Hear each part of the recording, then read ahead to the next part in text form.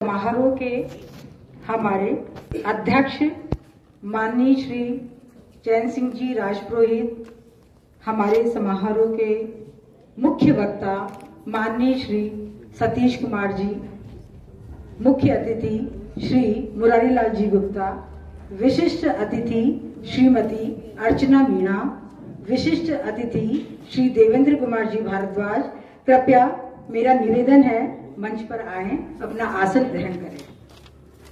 सभी अतिथियों से निवेदन है कि वे मंच पे आए और अपना आसन ग्रहण करें। साथियों से निवेदन है कि करतल ध्वनि से हमारे अतिथियों का स्वागत करें।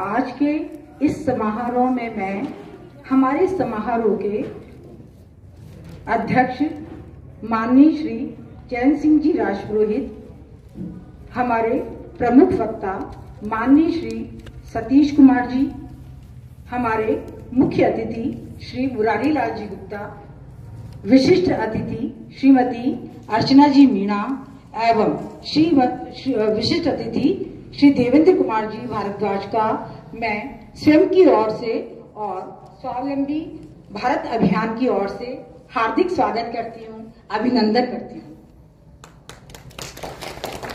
इस कार्यक्रम की विधिवत शुभारंभ करने के लिए मैं मंच पर आसीन हमारे सभी अतिथियों से आग्रह करूंगी कि वे दीप प्रज्वलन करके भारत माता के चरणों में वंदन और पुष्प अर्जन करके इस उत्सव का आगाज करें। आप सभी करतल ध्वनि से इस आगाज के सहभागी बने।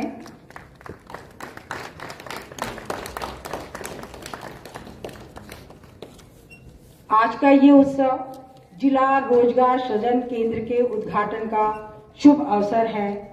इस अवसर पर मेरी हम सभी की ये कामना है, सभी की ये आकांक्षा है कि दीपक की लौ की भांति हम अपने देश के, अपने राज्य के युवाओं के भविष्य को आलोकित करें, उन्हें सुनहरा बनाएं, उन्हें चमकदार बनाएं, उन्हें तराशें। इसी शुभकामनाओं के साथ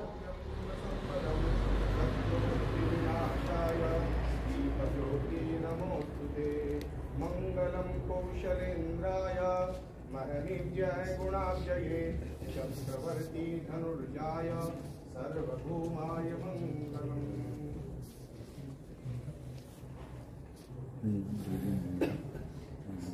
श्री कैलाश जी मोड़े जो बहुत ही कर्मठ और समर्पित व्यक्तित्व के धनी हैं, श्री कैलाश जी मोड़े।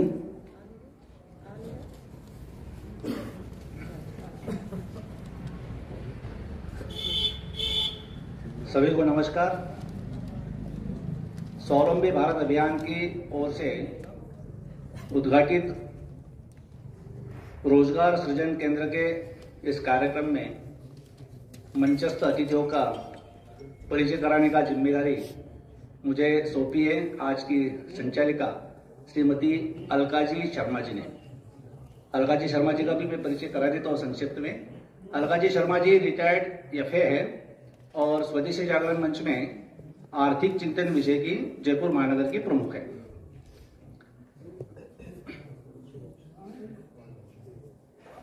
अभी मंचस्थ अतिथियों के परिचय की श्रृंखला में मेरे बाईं ओर मध्य में जो विराजमान है, आप श्रीमान माननीय चैन सिंह जी राजपुरोहित। आप मूलतः पाली जिले के रहने वाले हैं। वर्तमान में आप वैशाली नगर में विराजते हैं। आप बाल्यकाल से संघ के स्वयंसेवक हैं। 35 वर्षों तक आपने राजस्थान पुलिस में सेवा दी है। आप अतिरिक्त पुलिस अधीक्षक पद से सेवा निवृत्त हुए हैं। वर्तमान में आप राष्ट्रीय स्वयंसेवक संघ में जयपुर महानगर के माननीय संघ चालक का दायित्व निभा रहे हैं। आप आज के इस कार्यक्रम की अध्यक्षता करेंगे।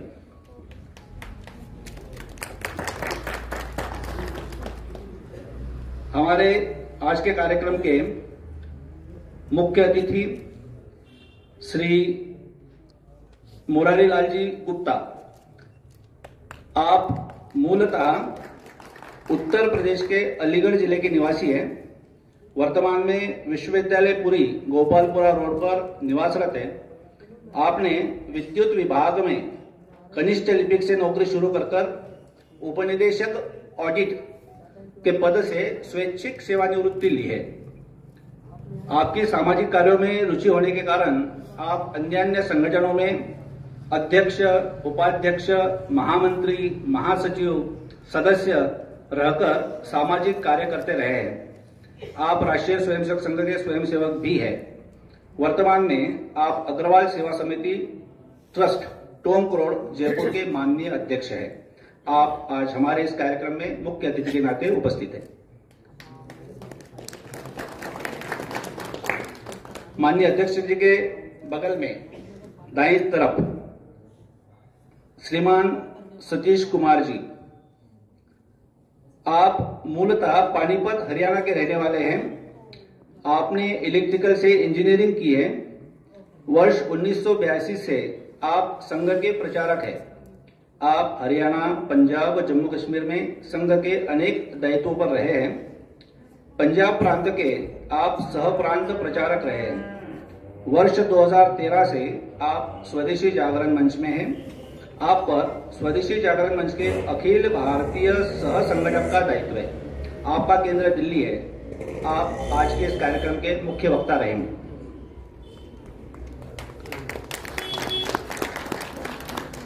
मंच पर अंत की कुर्सी पर विराजमान श्रीमती अर्चना मीना जी,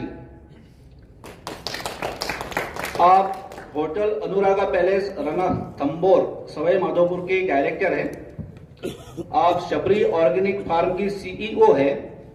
स्वदेशी जागरण मंच में आप जयपुर प्रांत महिला कार्य प्रमुख हैं। स्वावलंबी भारत अभियान की आप अखिल भारतीय सह समन्वयक है। आपका निवास सवाई माधोपुर है। आप आज के कार्यक्रम में विशिष्ट अतिथि है। मेरे एकदम बाईं तरफ विराजमान है श्री देवेंद्र जी भारद्वाज। आपका निवास जामडोली में है। आप लेखक एवं उत्कृष्ट कवि है। स्वदेशी जागरण मंच जयपुर प्रांत के आप संयोजक हैं। इनके अतिरिक्त कुछ प्रांत के अधिकारी भी यहाँ पर मौजूद है, स्वावलंबी भारत अभियान के कार्य देखने वाले। मैं उनका भी अल्प सा परिचय यहाँ पर करा देता हूं। श्री लोकेंद्र जी नरूका इधर खड़े हैं। आपका निवास प्रतापनगर सांगानेर में है। आप स्वावलंबी भारत अभियान के प्रांत समन्वयक हैं एवं स्वदेशी जागरण मंच जयपुर प्रांत के सह प्रांत संयोजक है। श्री महेंद्र जी शर्मा इस तरफ खड़े हैं। आप सह समन्वयक स्वावलंबी भारत अभियान, प्रांत सह समन्वयक स्वावलंबी भारत अभियान एवं प्रांत संघर्ष वाहिनी प्रमुख स्वदेशी जागरण मंच के नाते हमारा मार्गदर्शन करते हैं। कार्यक्रम की अगली श्रृंखला को आगे बढ़ाने के लिए मैं आमंत्रित करता हूं श्रीमती अलका जी बहन जी।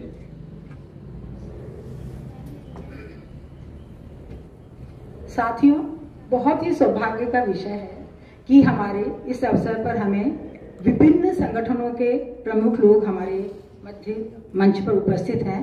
उनके स्वागत के लिए सबसे पहले मैं माननीय अध्यक्ष जो है श्री चैन सिंह जी राजपुरोहित के स्वागत के लिए श्री ओम प्रकाश जी सैनी, जो ग्राहक पंचायत के कार्यालय के मंत्री हैं, उनको मंच पर आमंत्रित करती हूँ। वो हमारे अध्यक्ष महोदय को दुपट्टा पहनाकर उनका स्वागत करें। आपकी तरफ से मुझे तालियों की अपेक्षा है। वो निरंतर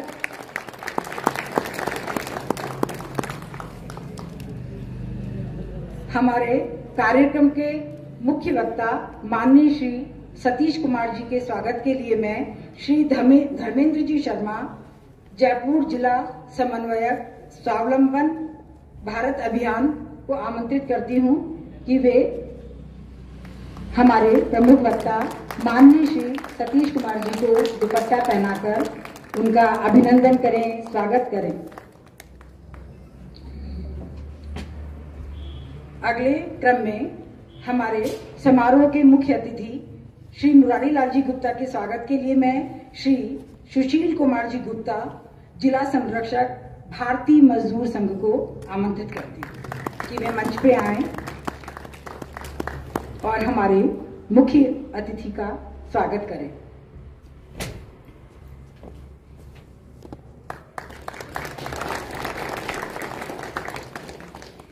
समारोह की विशिष्ट अतिथि श्रीमती अर्चना मीणा जी के स्वागत के लिए मैं श्रीमती डॉक्टर पुनीता जी व्यास को आमंत्रित करती हूँ। ये हमारी स्वावलंबी भारत अभियान की जयपुर जिला की सह समन्वयक हैं।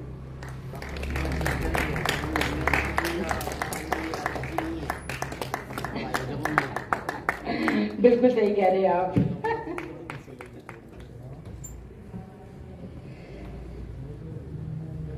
विशिष्ट अतिथि श्री देवेंद्र जी भारद्वाज जी के स्वागत के लिए मैं श्री विष्णु जी गोयल, संपर्क प्रमुख, जयपुर महानगर स्वदेशी जागरण मंच को आमंत्रित करती हूँ।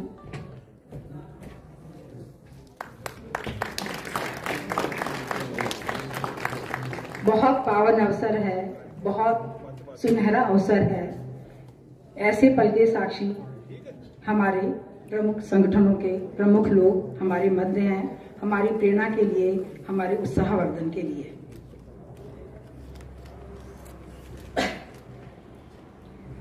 अब मैं हमारे मुख्य अतिथि श्री मुरारी लाल जी गुप्ता को 2 शब्द आशीर्वचन कहने के लिए आमंत्रित करते हैं।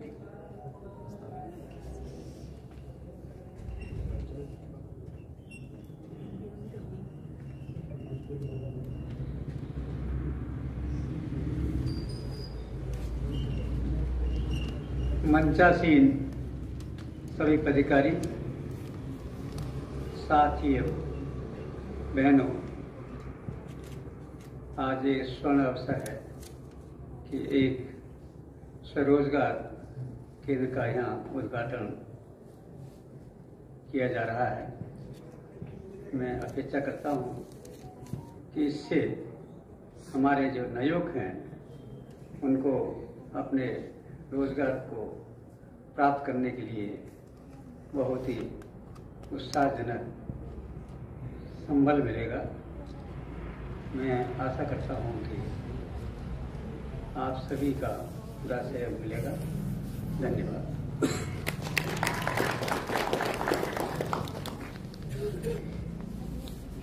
साथियों, आप सभी को पता है हमारा देश 15 अगस्त 1947 को स्वाधीन हो गया, किंतु उसके बाद भी मानसिकता की गुलामी में जकड़ा रहा। हम लोग हमारे देश की, हमारी संस्कृति की स्वस्थ परंपराओं को, श्रेष्ठ परंपराओं को कमतर आंकने लगे और पाश्चात्य शैली की तरफ दौड़ने लगे। कृषि को, व्यवसाय को छोटा समझने लगे, नौकरी को बेहतर समझने लगे। किंतु साथियों, अब देश करवट बदल रहा है। हमारे देश को विश्व पटल पर सम्मान दिलाने के लिए, ऊंचाइयों के शिखर पे पहुंचाने के लिए सभी कॉर्नर से विभिन्न स्तरों पर भागीरथ प्रयास किए जा रहे हैं। उस प्रयासों में, उस महान यज्ञ में आज का ये जिला रोजगार सृजन केंद्र का उद्घाटन एक छोटी सी आहुति है। यहाँ साथियों, मैं आपसे एक प्रसंग साझा करना चाहूंगी। प्रसंग है राम सेतु और गिलहरी का। राम सेतु का निर्माण हो रहा था, लंका समुद्र पार करके जाना था। वानर सेना नल और नीर उस पर शिलाओं पर श्री राम, प्रभु श्री राम का नाम लिखकर, प्रभु श्री राम का स्पर्श कराकर राम सेतु के निर्माण के कार्य में लगे हुए थे। क्या देखते हैं कि एक गिलहरी पानी में जाती है, भीगती है, समुद्र के किनारे आती है, रेत में लोटपोट होती है और शिलाओं में जाकर बीच में अपनी रेत को झाड़ आती है। वापस समुद्र के पानी में भीगती है, किनारे आती है, समुद्र में लोटपोट होती है और अपनी रेत को शिलाओं के बीच में जो कुछ गैप होता है, कुछ जगह होती है, वहां झाड़ आती है। सब लोग अचंभित हैं। प्रभु श्री राम ने पूछा, कुछ वानरों ने थोड़ा सा मजाक भी बनाया, प्रभु श्री राम ने पूछा, तुम ऐसा क्यों कर रही हो?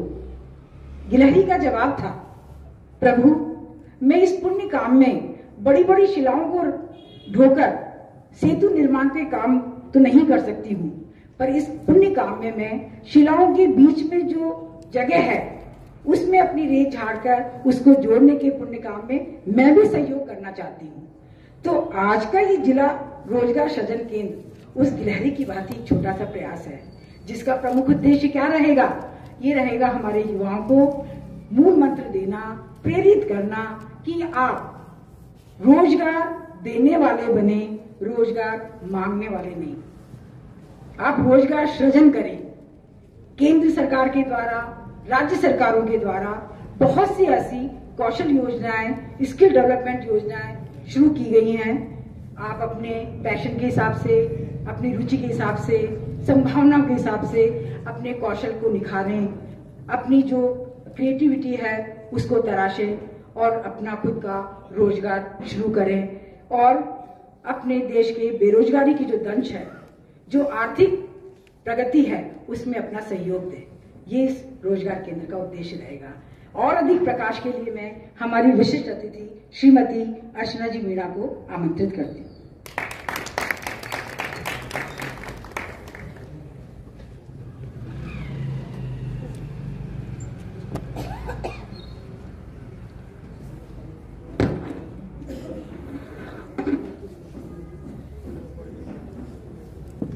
सबसे पहले माँ भारती के चरणों में नमन करती हूँ।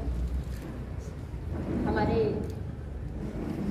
मुख्य वक्ता एवं मार्गदर्शक भाई साहब श्री सतीश कुमार जी, हमारे अध्यक्ष सम्माननीय भाई साहब श्री चैन सिंह जी राजपुरोहित, हमारे मुख्य अतिथि और आज के रोजगार सृजन केंद्र की जगह, उसका स्थान को उपलब्ध करके हमें देने वाले भाई साहब माननीय मुरारी लाल जी गुप्ता, मैं आप सभी को का अभिवादन करती हूँ।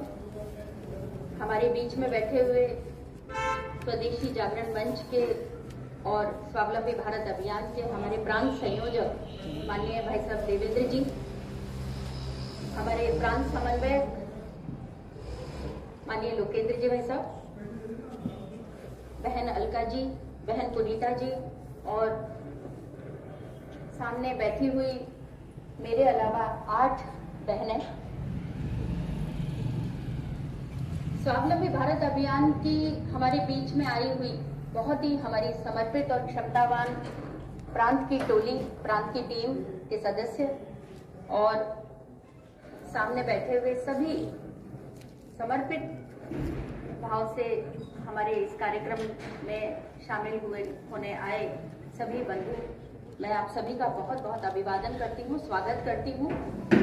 माननीय सतीश जी भाई साहब ने बिल्कुल ठीक कहा था कि मैं और देवेंद्र जी भाई साहब, हम आज गेस्ट नहीं हैं, हम मेहमान नहीं हैं, हम आयोजक हैं, क्योंकि हम जयपुर प्रांत की टीम के सदस्य हैं। इस हेतु भी मैं आप सभी का, इस नाते भी मैं आप सभी का बहुत बहुत स्वागत और अभिनंदन करती हूँ। आज का जो कार्यक्रम है ये जिला रोजगार सृजन केंद्र का शुभारंभ है। स्वावलंबी भारत अभियान का एक उपक्रम। स्वावलंबी भारत अभियान क्या है? क्योंकि मैं प्रस्तावना के तौर पे मैं आपको थोड़ी सी एक परिचय स्वावलंबी भारत अभियान का अवश्य देना चाहूंगी कि हमारे देश में आर्थिक, शैक्षिक और सामाजिक संगठनों की पहल का नाम है स्वावलंबी भारत अभियान। हमारे देश में जो असीम बेरोजगारी फैली हुई है, एक ऐसी समस्या जिससे हर देश का हर नागरिक, हर युवा जूझ रहा है। हर परिवार में ये समस्या परिवार के सामने, युवाओं के सामने मुंह बाए खड़ी है। बेरोजगारी एक ऐसी समस्या है जिससे कई सारी कठिनाइयां प्रारंभ हो रही हैं, अपराध निकल के आ रहे हैं, हमारा युवा भटका हुआ है। हम जानते हैं, हम इसी समाज में रहते हैं, हमारा युवा पूरी तरह से नौकरी को ध्यान में रखते हुए अपनी यात्रा शुरू करता है, अपनी स्टडीज करता है, हर तरह की कोचिंग करता है, वो ग्रेजुएट होता है, वो पोस्ट ग्रेजुएट होता है, उसके बाद कोचिंग ज्वाइन करना उसके लिए, उसको पता है कि कॉपी बुक स्टाइल में मुझे यही करना है, क्योंकि उसको परिवार और समाज की भी उससे यही अपेक्षा होती है, उसके माता पिता की भी यही अपेक्षा होती है कि उठो पढ़ो, क्योंकि आपको ये बनना है। उसके सामने एक ही लक्ष्य होता है। ऐसा करते करते वो हर तरह की कोचिंग करता है, वो रेलवे की भी परीक्षा देता है, वो बैंक की भी परीक्षा देता है, वो यूपीएससी भी देता है, वो हर तरह की क्लरिकल एग्जाम भी देता है, क्योंकि हमारी ये जो इसका पूरा साक्षी है, हमारी ये जो टोंक रोड और गोपालपुरा बाईपास पे खड़े हुए बड़ी बड़ी इमारतें, जो कि देखते देखते पिछले कुछ सालों में वो इमारतें कहां से कहां बन गई हैं, कोचिंग हब्स जिसमें वो युवा जाता है और जाने के बाद वो 30-32 साल तक ओवर एज जब तक नहीं हो जाता तब तक वो युवा कोचिंग प्राप्त करता है और सरकारी नौकरी के लिए करता है। स्वावलंबी भारत अभियान ये इसी से प्रेरित होकर बना हुआ एक अभियान है। जब युवा 30-32 साल का होता है तो हम अच्छी तरह से जानते हैं, क्योंकि हमारे देश की जो बेरोजगारी का आंकड़ा है, हमारे युवा करीब 37 से 38 करोड़ युवा आज हमारे देश में आज उपलब्ध हैं। इतनी बड़ी युवा शक्ति हमारे देश में आज है और उसके एवज में मुश्किल से 6.5 से 7% नौकरियां सरकारी और गैर सरकारी हमारे देश में उपलब्ध है। तो किस प्रकार उन युवाओं को नौकरी मिल सकती है, इसका अनुमान हम लगा सकते हैं। ऐसे में हमारी जो संगठनों ने ये पहल की और स्वावलंबी भारत अभियान जैसे एक अभियान का, एक कल्पना का साक्षात एक जन्म हुआ और इस प्रकार कुछ आर्थिक संगठन सबसे पहले सामने आए। स्वदेशी जागरण मंच ने इसकी पहल की, इसका नेतृत्व किया।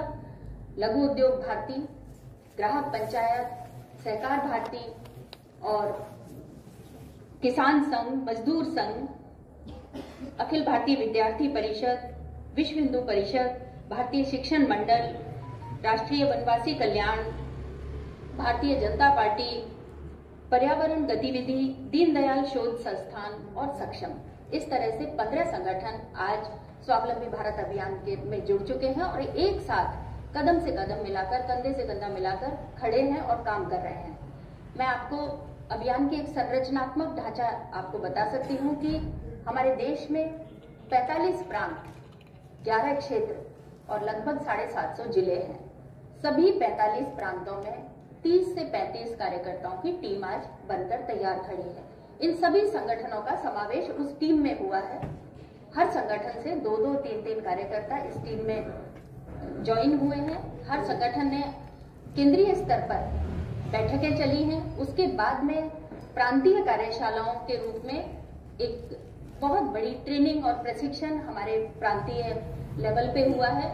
फिर करीब 750 जिलों में से लगभग 650 जिलों में आज हमारी 26, 27, 30 लोगों की टीम आज तैयार है और इस प्रकार टीमों का प्रशिक्षण हो चुका है और ये टीम स्वावलंबी भारत अभियान को आगे ले जाने के लिए, उसको धरातल पर उतारने के लिए तैयार है। स्वावलंबी भारत अभियान एक विकेंद्रीकरण की सोच लेकर चला हुआ अभियान है। हम जानते हैं कि केंद्र की योजनाएं जिले में आते आते और जिले से पंचायत लेवल तक आते आते वो 15 से 20% रह जाती है। इसके साक्षी हम सभी हैं। हम कहीं ना कहीं हमें अनुभव इस बात का है, इसीलिए हमने जिले को सेंट्रिक रखकर इस अभियान की रचना सोची गई है। तो ये कुछ मैंने एक स्ट्रक्चरल और स्वावलंबी भारत अभियान का और स्वावलंबी भारत अभियान पर जिस तरह से आज हमने एक रोजगार सृजन केंद्र का उद्घाटन किया है, इस प्रकार पूरे देश में जो 750 जिले हैं, हमारा लक्ष्य है कि पूरे 750 जिलों में हर जिले में एक रोजगार सृजन केंद्र का शुभारंभ हो और वो सक्रिय रूप से युवाओं को मदद के लिए, युवाओं की सहायता के लिए वो रोजगार सृजन केंद्र काम करे। उस रोजगार सृजन केंद्र को सक्रिय बनाने में हम सभी कार्यकर्ताओं का जितना योगदान रहेगा उतना कम होगा। वहाँ एक पूर्णकालिक व्यक्ति होगा, वहाँ एक टीम होगी, जो जिले की जो टीम है उसमें से 3-4 मार्गदर्शक और कुछ ऐसे रहेंगे जो जिला उद्योग केंद्र से योजनाओं के बारे में उन युवाओं को बताएंगे, उनको बैंकों से जोड़ना, उनके प्रोजेक्ट बनाना, इस तरह के काम वहां पर होंगे। स्वावलंबी भारत अभियान का एक डिजिटल पोर्टल भी आज तैयार है, mysba.co.in। इस पर आप जा सकते हैं, आप इसको विजिट कर सकते हैं। डिजिटल पोर्टल पर ये एक पूरी तरह से एक इकोसिस्टम के रूप में बनाया है और हमारे राजस्थान के अजमेर के माननीय RS चोयल जी, राधेश्याम जी चोयल जी, उनकी टीम ने इस वेबसाइट को तैयार किया है। इस वेबसाइट पर सभी प्रकार के, किस प्रकार हम मेंटर्स का सहयोग ले सकते हैं, किस प्रकार हम काउंसलर्स का सहयोग ले सकते हैं, किस तरह से हम योजनाओं का फायदा उठा सकते हैं, कैसे प्रोजेक्ट बनाए जा सकते हैं, इस तरह के कई आयाम, इंटर्नशिप हमको कहाँ मिल सकती है, हम कैसे एंटरप्रेन्योर बन सकते हैं, कैसे हम स्टार्टअप शुरू कर सकते हैं, इसकी संपूर्ण जानकारी हमारे इस डिजिटल पोर्टल पर रहेगी। ये जो वेबसाइट है, ये इसकी प्रक्रिया अभी चल ही रही है, इसमें बहुत सारे आयाम और जुड़ना बाकी है। मैं एक और बात आप सभी से कहना चाहूंगी, क्योंकि मातृशक्ति के रूप में आज हम 8 या 9 बहनें हम हैं, हालांकि संख्या बहुत कम है, लेकिन हम 8 या 9 बहनों की यदि एक सोच ऐसी बन जाए, या हम सभी बंधुओं की ये सोच ऐसी बन जाए कि जितना ज्यादा हम मातृशक्ति को इस अभियान में इन्वॉल्व करेंगे उतना ही अच्छा होगा। मैं एक छोटी सी बात आपको अनुभव के तौर पे बताना चाहूंगी कि यदि घर में बच्चा किसी की बात नहीं सुनता, बेटा या बेटी किसी की बात नहीं सुनते, तो उनके पिता हमेशा अपनी पत्नी से बोलते हैं कि जरा आप समझाओ, माँ की बात मान लेगा। और ये हर घर में हम सभी का अनुभव है। इसीलिए हम ये चाहते हैं कि स्वावलंबी भारत अभियान से मातृशक्ति अच्छी संख्या में, पूरी क्षमता के साथ, पूरी मजबूती के साथ जुड़े और युवाओं का एक सोच, उनकी सोच में बदलाव लाए, समाज में एक भाव जागरण हो स्वरोजगार और उद्यमिता के प्रति। स्वरोजगार और उद्यमिता के प्रति जब तक भाव जागरण नहीं होगा, जिस प्रकार सरकारी नौकरियों के प्रति भाव जागरण हुआ है, वो हम जानते हैं, हमारा इतिहास गवाह है कि वो अंग्रेजों ने ये भाव जागरण सरकारी नौकरियों के प्रति हमारे समाज में किया है। हमारा समाज बहुत ही समृद्ध, पूरी तरह से आत्मनिर्भर समाज हुआ करता था, भारत का समाज, जिसको सरकारी नौकरियों की तरफ मोड़ा गया अंग्रेजों के द्वारा। लेकिन आज एक महती आवश्यकता है हमारे देश में कि फिर से हमारे युवाओं को, हमारी महिलाओं को स्वरोजगार और उद्यमिता की तरफ उनको दिशा दिखाई जाए, क्योंकि उद्यमिता ही एक ऐसा मार्ग है जिससे हम अपने देश को आगे बढ़ा सकते हैं, फिर से सोने की चिड़िया बना सकते हैं। मैं अधिक समय ना लेते हुए कुछ पंक्तियां आपके सामने बोलना चाहूंगी। ग्राम ग्राम उद्योग लगाएं, हस्तकला सरसाएं हम, भरे रहें भंडार सभी के, अधिक अन्न उपजाएं हम। घर घर दीप जले लक्ष्मी के, गीत खुशी के गाएं हम। भारत भूखा बहक जगाने, स्वदेशी की तान चले, लिए स्वदेशी मंत्र आज फिर, बालक वृद्ध जवान चले। मैं इन्हीं पंक्तियों के साथ आप सभी को बहुत बहुत शुभकामना देती हूँ और ये मेरा एक निवेदन आप सभी से रहेगा कि हम इस कार्यक्रम के बाद जब जाएं तो एक संकल्प हमारे मन में लेके जाएं, क्योंकि हम सभी के मन में एक बात आती है जब हम किसी कार्यक्रम से वापस जाते हैं कि मैं क्या कर सकता हूँ, मैं अकेला क्या कर सकता हूँ, या मैं अकेली क्या कर सकती हूँ। लेकिन मेरा ये मानना है कि यदि आप जहाँ रहते हैं, अपनी बस्ती या अपने समाज या अपने पड़ोस के 5 घर इधर और 5 घर इधर को भी यदि आपने भाव जागरण कर दिया, तो निश्चित रूप से ये आपका बहुत बड़ा योगदान रहेगा। अपने परिवार को और अपने समाज को, अपने पड़ोस को, अपने रिश्तेदारों को स्वरोजगार और उद्यमिता की राह दिखाएं। यही एक शुभकामना देते हुए मैं अपनी वाणी को विराम देती हूँ। धन्यवाद।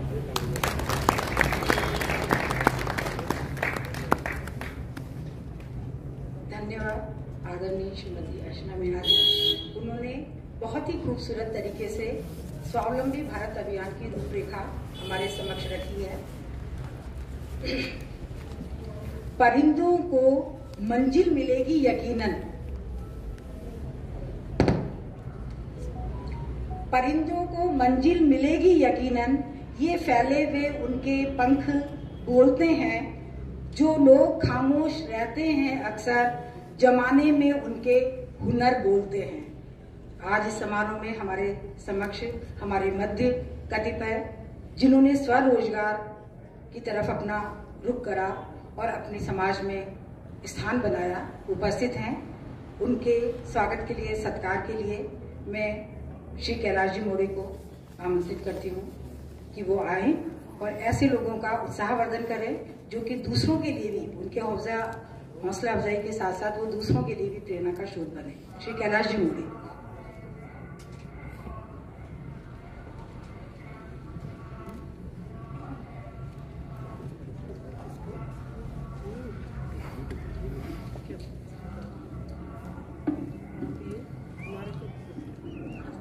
जैसा कि आज का विषय चल रहा है स्वरोजगार, तो हमारे इस जयपुर में भी कई लोगों ने स्वयं के बलबूते पर स्वरोजगार शुरू किया है। पढ़ाई लिखाई अच्छी की, सब कुछ किया, लेकिन उसके बाद कोई नौकरी ढूंढे, ये करे वो करे, उसका इंतजार न करते हुए स्वयं का रोजगार शुरू किया। हमारे बीच में उपस्थित है श्रीमती रेखा अग्रवाल जी। मैं रेखा अग्रवाल जी को आमंत्रित करता हूं। आपने प्रधानमंत्री कौशल केंद्र से प्रशिक्षण प्राप्त किया है और स्वयं का बुटीक शुरू किया। अभी आप अपने साथ 2 लोगों को रोजगार भी दे रखा है। आप प्रतिमाह लगभग 15 से 20 हजार रुपए आप इस बुटीक से कमा रही है। आपका स्वयं का रोजगार है, स्वयं का।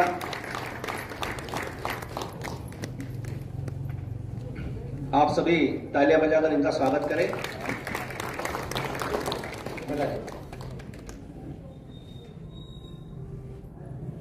तालियां बजाते रहे।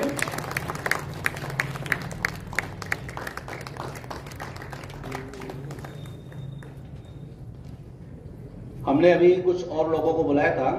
श्री विशाल जी शायद अभी पधारे नहीं हैं। विशाल जी आ गए। विशाल जी, विशाल कुमार यादव।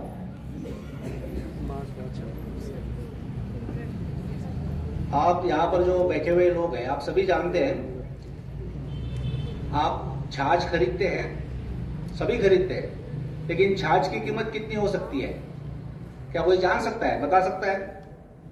20 रुपए लीटर, 30 रुपए लीटर, 40 रुपए लीटर। लेकिन हमारे इसी भीड़ में एक व्यक्ति ऐसा भी है जो इसी छाछ को 350 रुपए लीटर बेचता है। तो भाई साहब कह रहे हैं अभी 750 रुपए तक की रेट चली गई है। तो क्या ऐसा भी हो सकता है? ऐसा संभव है। और इसी असंभव को संभव करने वाले हेमंत जी शर्मा हमारे बीच में उपस्थित है। मैं उनसे निवेदन करता हूं कि पधारे।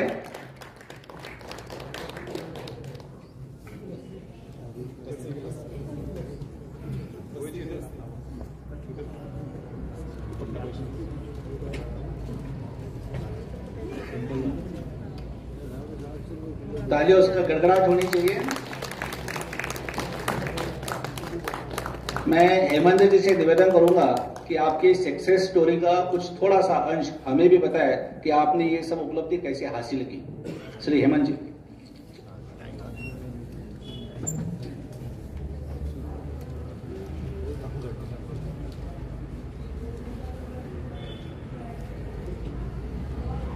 सभी को प्रणाम। मंच पे विराजमान सभी आदरणीय सम्मानीय लोग एवं यहाँ पे सभी आप लोग एक प्रेरणा स्रोत की तरह बैठे हुए हैं। बेसिकली हमने एक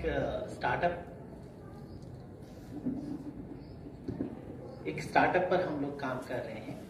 अभी कमर्शियली उसे लॉन्च नहीं किया गया, बहुत जल्दी लॉन्च होगा। इसका नाम हमने रखा है लस्सी मेड इन बस्सी। लस्सी एक कॉमन प्रोडक्ट है जो कहीं भी आपको मिल जाएगा, हर कोई उसे पसंद करता है। केवल भारत में नहीं, दुनिया के हर देश में लस्सी और छाछ अलग अलग नाम से पिए जाते हैं। प्रोबायोटिक ड्रिंक्स है। हमने जो इन्वेंशन किया है वो इसके टेस्ट को रिडिफाइन किया है। हम हजारों साल पुराना टेस्ट इस जमाने में लेकर आए हैं, इसलिए हम उसे प्रीमियम रेट्स पे लॉन्च कर रहे हैं। क्योंकि ये जो टेस्ट है, जो प्रोडक्ट्स है, ये कंज्यूमर्स के द्वारा आशीर्वादित है। कोई मार्केटिंग या कोई टेक्निक नहीं है, बस जैसे ही हम उस टेस्ट को लोगों तक पहुंचाते हैं, लोगों को वो चाहिए। और इसके अलावा हम इसको मुंबई में लॉन्च कर रहे हैं। मेड इन बस्सी यानी बस्सी यहाँ पे जो लोकल तहसील है वहाँ बनता है और ये एक हैंडक्राफ्टेड प्रोडक्ट है। दुनिया की जितनी भी डेयरी कंपनीज हैं जो एक पैकेजिंग में प्रोडक्ट को डिलीवर करती है, चाहे वो लस्सी है, मिल्क शेक है, फ्लेवर्ड मिल्क है, छाछ है या कर्ड है या योगर्ट है, वो उसे मशीनों से बनाती है। होता तो वो गाय या भैंस के दूध से ही है, पर वो उसका जो प्रोसेस है वो मशीन से करती है।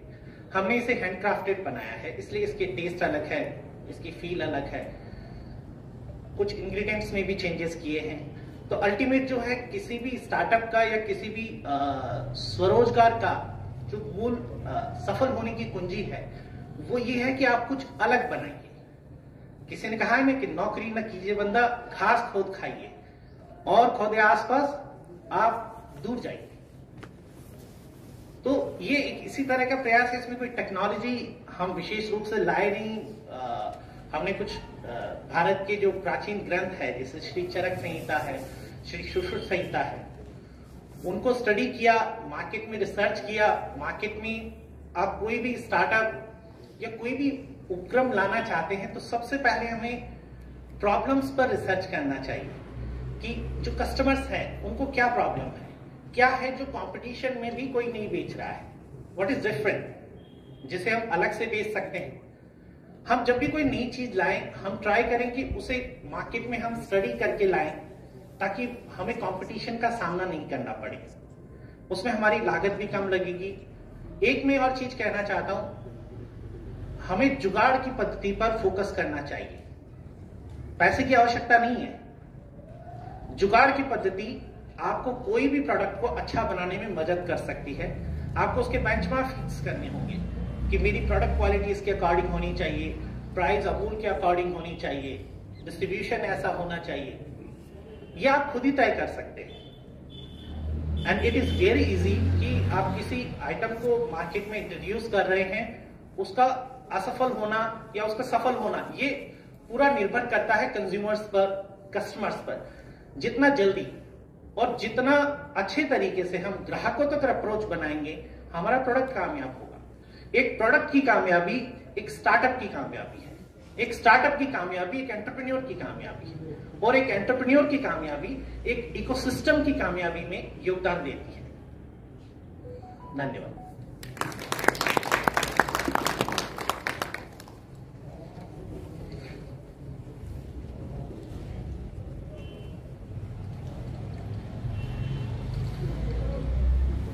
इस जिला रोजगार सृजन केंद्र पर समय देने वाले भी काफी लोग हैं, जिसमें से कुछ लोगों के तो मेरे पास पर्चियां भी आ गई है।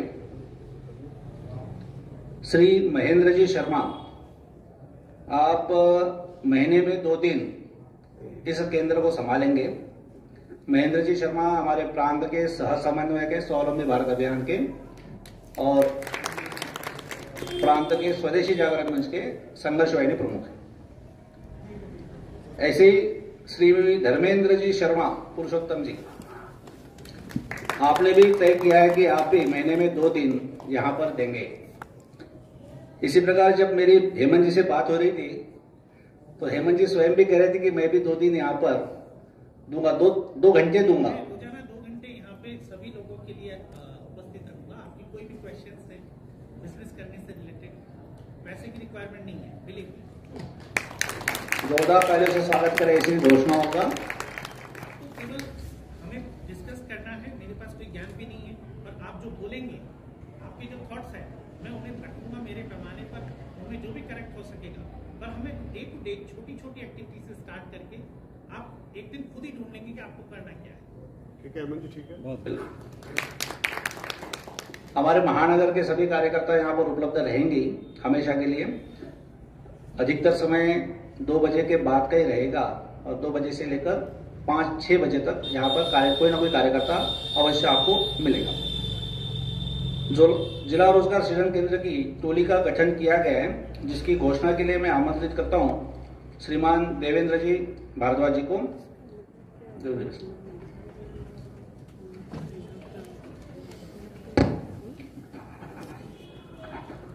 धन्यवाद कैलाश जी। ये जो केंद्र का उद्घाटन तो आज हो गया, लेकिन इसको नियमित चलाने के लिए एक टोली की जरूरत होगी जो यहाँ पर नियमित समय दे। उसके लिए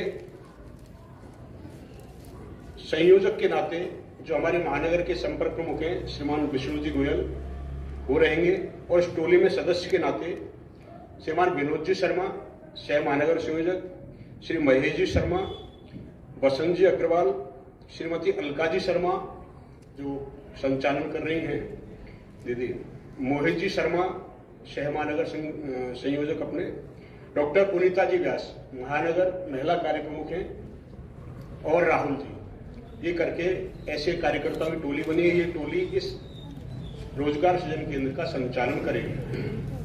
आप सभी को शुभकामनाएं भी है और स्वागत भी है। आप सभी ताली बजाकर इनका स्वागत कर दें।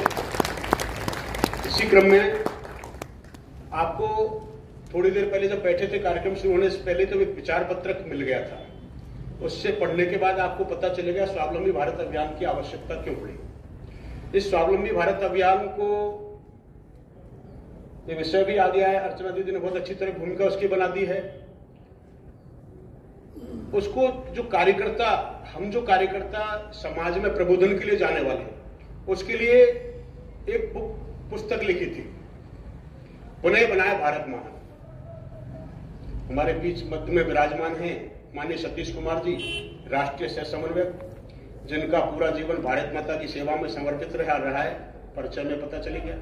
आप बहुत बड़े लेखक भी हैं और स्वदेशी से संबंधित मैं सोचता हूं 15-20 से ज्यादा पुस्तकें आप लिख चुके हैं। जो भी कोई अभियान आता है, अभियान से संबंधित तुरंत मटेरियल आप तैयार करते हैं, उसको लिखते हैं। कार्यकर्ताओं के लिए वो एक मील का पत्थर साबित होता है, वो अपने प्रबोधन में उसका उपयोग कर सके।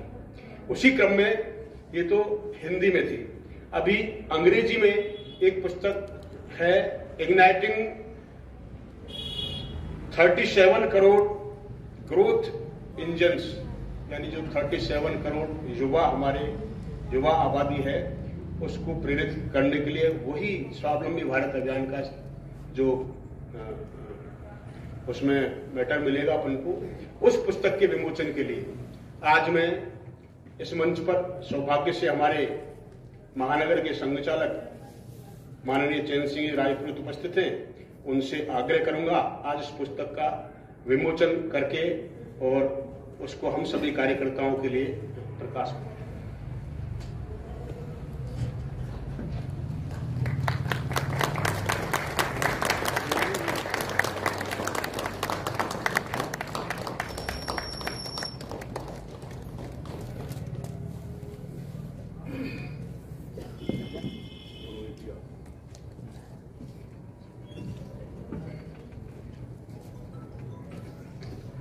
अभी थोड़ी देर पहले आपने लस्सी का स्वाद लिया था,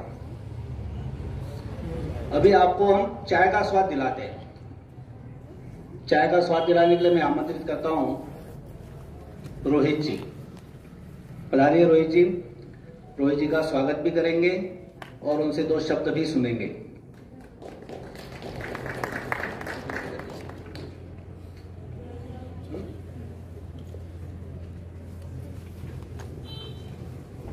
आप रोहित जी हैं, आपके जयपुर में रोहित चायवाला के नाम से, चायवालाज के नाम से आउटलेट्स चलते हैं। अभी चाय में क्या कमाल करते हैं ये उन्हीं की मुंह से हम सुनेंगे। संक्षिप्त में अपना बताएं।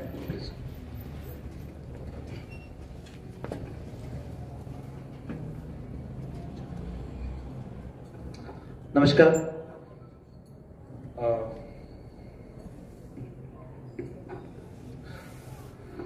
मेरा परिचय रोहित कुमार शर्मा है और चायवालास के नाम से जयपुर से मैंने अपना स्टार्टअप शुरू किया आज से लगभग 4.5 साल पहले। अभी जयपुर में हमारे टोटल 4 आउटलेट्स हो गए हैं। इसके अलावा हम जयपुर से बाहर और राजस्थान से बाहर भी अपनी शाखाएं कंटिन्यू खोल रहे हैं। तो 2018 में मैंने स्टार्टअप शुरू किया और मुझे नहीं लगता कि यहाँ पर मुझे ज्यादा कुछ कहना चाहिए, क्योंकि सभी जो बैठे हैं वो उनसे मैं सीख सकता हूँ, सिखा नहीं सकता हूँ। लेकिन मैं इतना कहूंगा कि जब मैंने आज से 4.5 साल पहले चाय वाला स्टार्ट किया था, तो एक 5 लाख रुपए के एक निवेश से मैंने इसको कार्य शुरू किया था। और वो 5 लाख रुपए मैंने बाजार से 10 रुपए प्रति सैकड़ा दर से लेकर मेरा काम शुरू किया था उस समय। और आज चायवालास की मार्केट वैल्यू अभी रिसेंटली डिजीफेस्ट 3.0 में हुए स्टार्टअप स्टेक में 4 करोड़ रुपीस है। ये सभी आप सभी का आशीर्वाद और दुआओं से संभव हुआ है। धन्यवाद।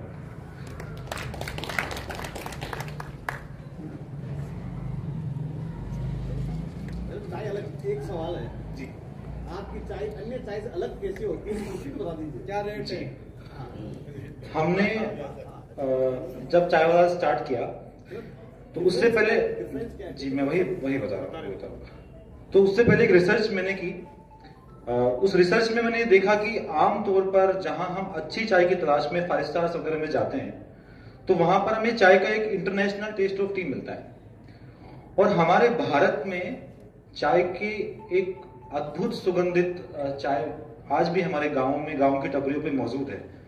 हम उस चाय को अच्छी स्केल पे लेके आए। हमारी चाय की शुरुआत 40 रुपए से शुरू होती है और 100 रुपए 150 रुपए तक की भी रेट्स है।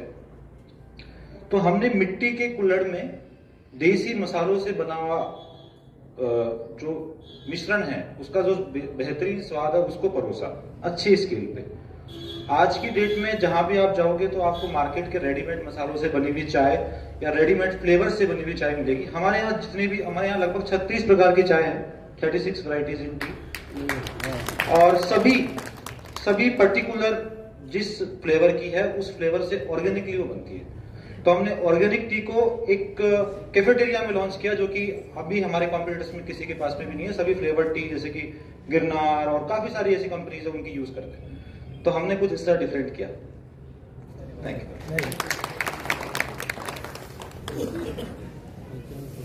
धन्यवाद रोहित जी, आपके इस अनुभव जो साझा किया है उससे जरूर लोगों को प्रेरणा मिलेगी और वो भी कुछ ना कुछ नया बेहतर कर पाएंगे। जिंदगी वक्त के बहाव में है, यहाँ हर इंसान तनाव में है। हमने लगा दिया इल्जाम पानी पर, ये नहीं देखा कि छेद नाव में है। हमने ये नहीं देखा कि कारण तो हमारी मानसिकता है। हमने सरकारी नौकरी को रोजगार माना, कृषि को या अपने खुद के व्यवसाय को रोजगार नहीं माना। हमें सही आईना दिखाने के लिए, हमें मार्गदर्शन के लिए, पथ प्रदर्शन के लिए मैं आज के समारोह के मुख्य वक्ता श्री माननीय सतीश कुमार जी को आमंत्रित करती हूँ। श्री सतीश कुमार जी।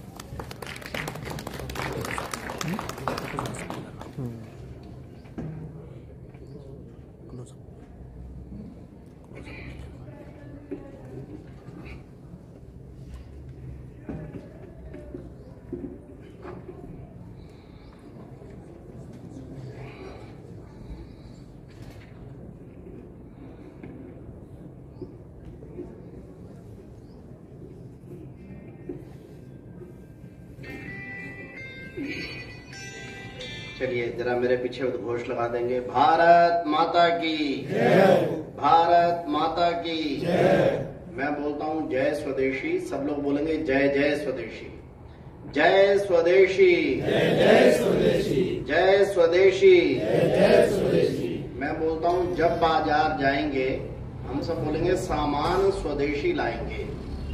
जब बाजार जाएंगे सामान स्वदेशी लाएंगे, जब बाजार जाएंगे सामान स्वदेशी लाएंगे।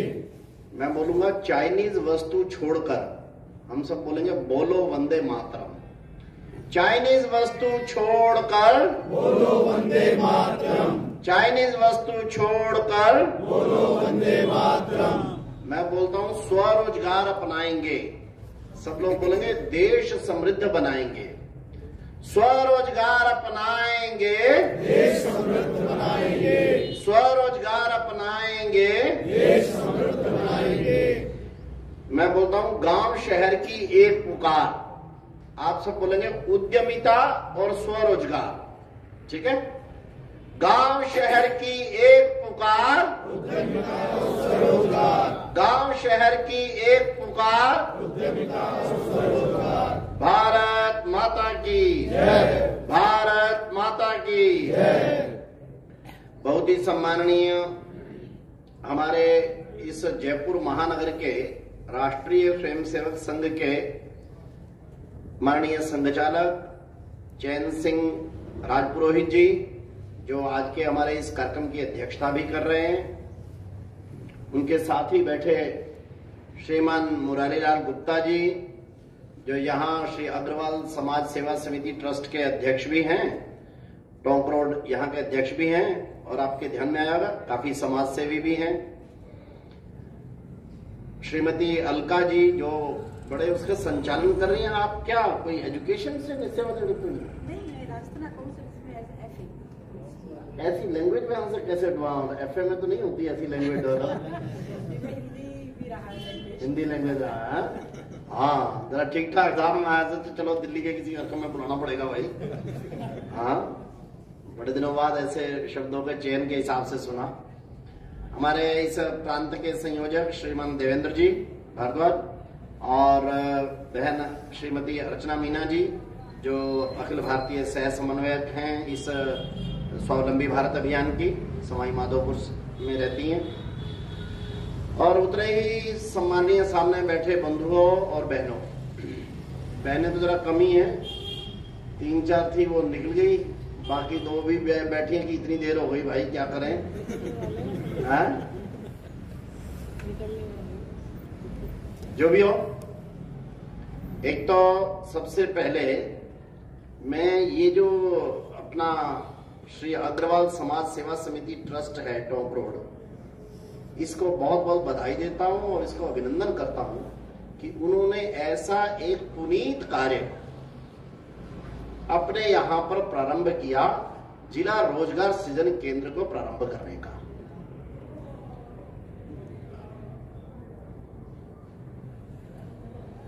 कारण क्या है कि हम सब लोग जब करते हैं समाज में, कोई प्यासा हो उसको पानी पिलाने का काम करना, ये कैसा काम है? पुण्य का काम है। बहुत लोग करते हैं, क्या वो केंद्र खुले होते हैं, बाग खोले होते हैं। भूखे लोगों को भोजन कराना, वो कैसा है? पुण्य का काम है। बहुत सी अन्नशालाएं खोलते हैं लोग, जगह जगह पर बनाते हैं। रात को जिन लोगों को ओढ़ने का कपड़ा नहीं होता, उनको लोग कंबल उड़ाते हैं, दूसरा कपड़ा देते हैं, वो कैसा काम है? पुण्य का काम। कई जगह मैं देखता हूँ आंखों फ्री आंखों के ऑपरेशन लगते हैं, आंखों को कोरोना वगैरह रहता है, कोरोना क्या है, मोतियाबिंद का जो रहता है, तो उसका क्या नाम है, ऑपरेशन वगैरह के लिए फ्री कैंप लगाते हैं। कैसा काम है?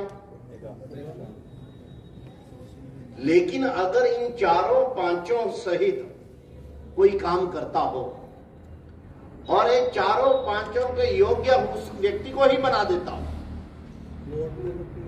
कि वो अपने पानी, अपने भोजन, अपने ऑपरेशन, अपने उसका सब प्रकार का काम कर सके, वो कैसे पुनीत काम होगा? तो ऐसे एक महान पुण्य का काम हमारे श्री मुरारीलाल गुप्ता जी के नेतृत्व में श्री अग्रवाल समाज सेवा समिति ट्रस्ट टोंक रोड ने करने का निर्णय किया है। इसलिए मैं कह रहा हूं इनका बहुत बहुत अभिनंदन होना चाहिए। और ऐसे नहीं, ये और जो भी समिति है जिन्होंने यहाँ पर समय देने का, उन्होंने समय देने का तय किया है, या और बाकी कुछ इसके लिए आवश्यक संसाधन वगैरह भी जुटाने होंगे, उसका भी जो काम करेंगे, इनके लिए एक बार स्टैंडिंग ओवेशन में खड़े होकर जरा, केवल मुरारीलाल जी बैठे रहेंगे, उनका तो अभिनंदन हमने करना है। भारत माता की।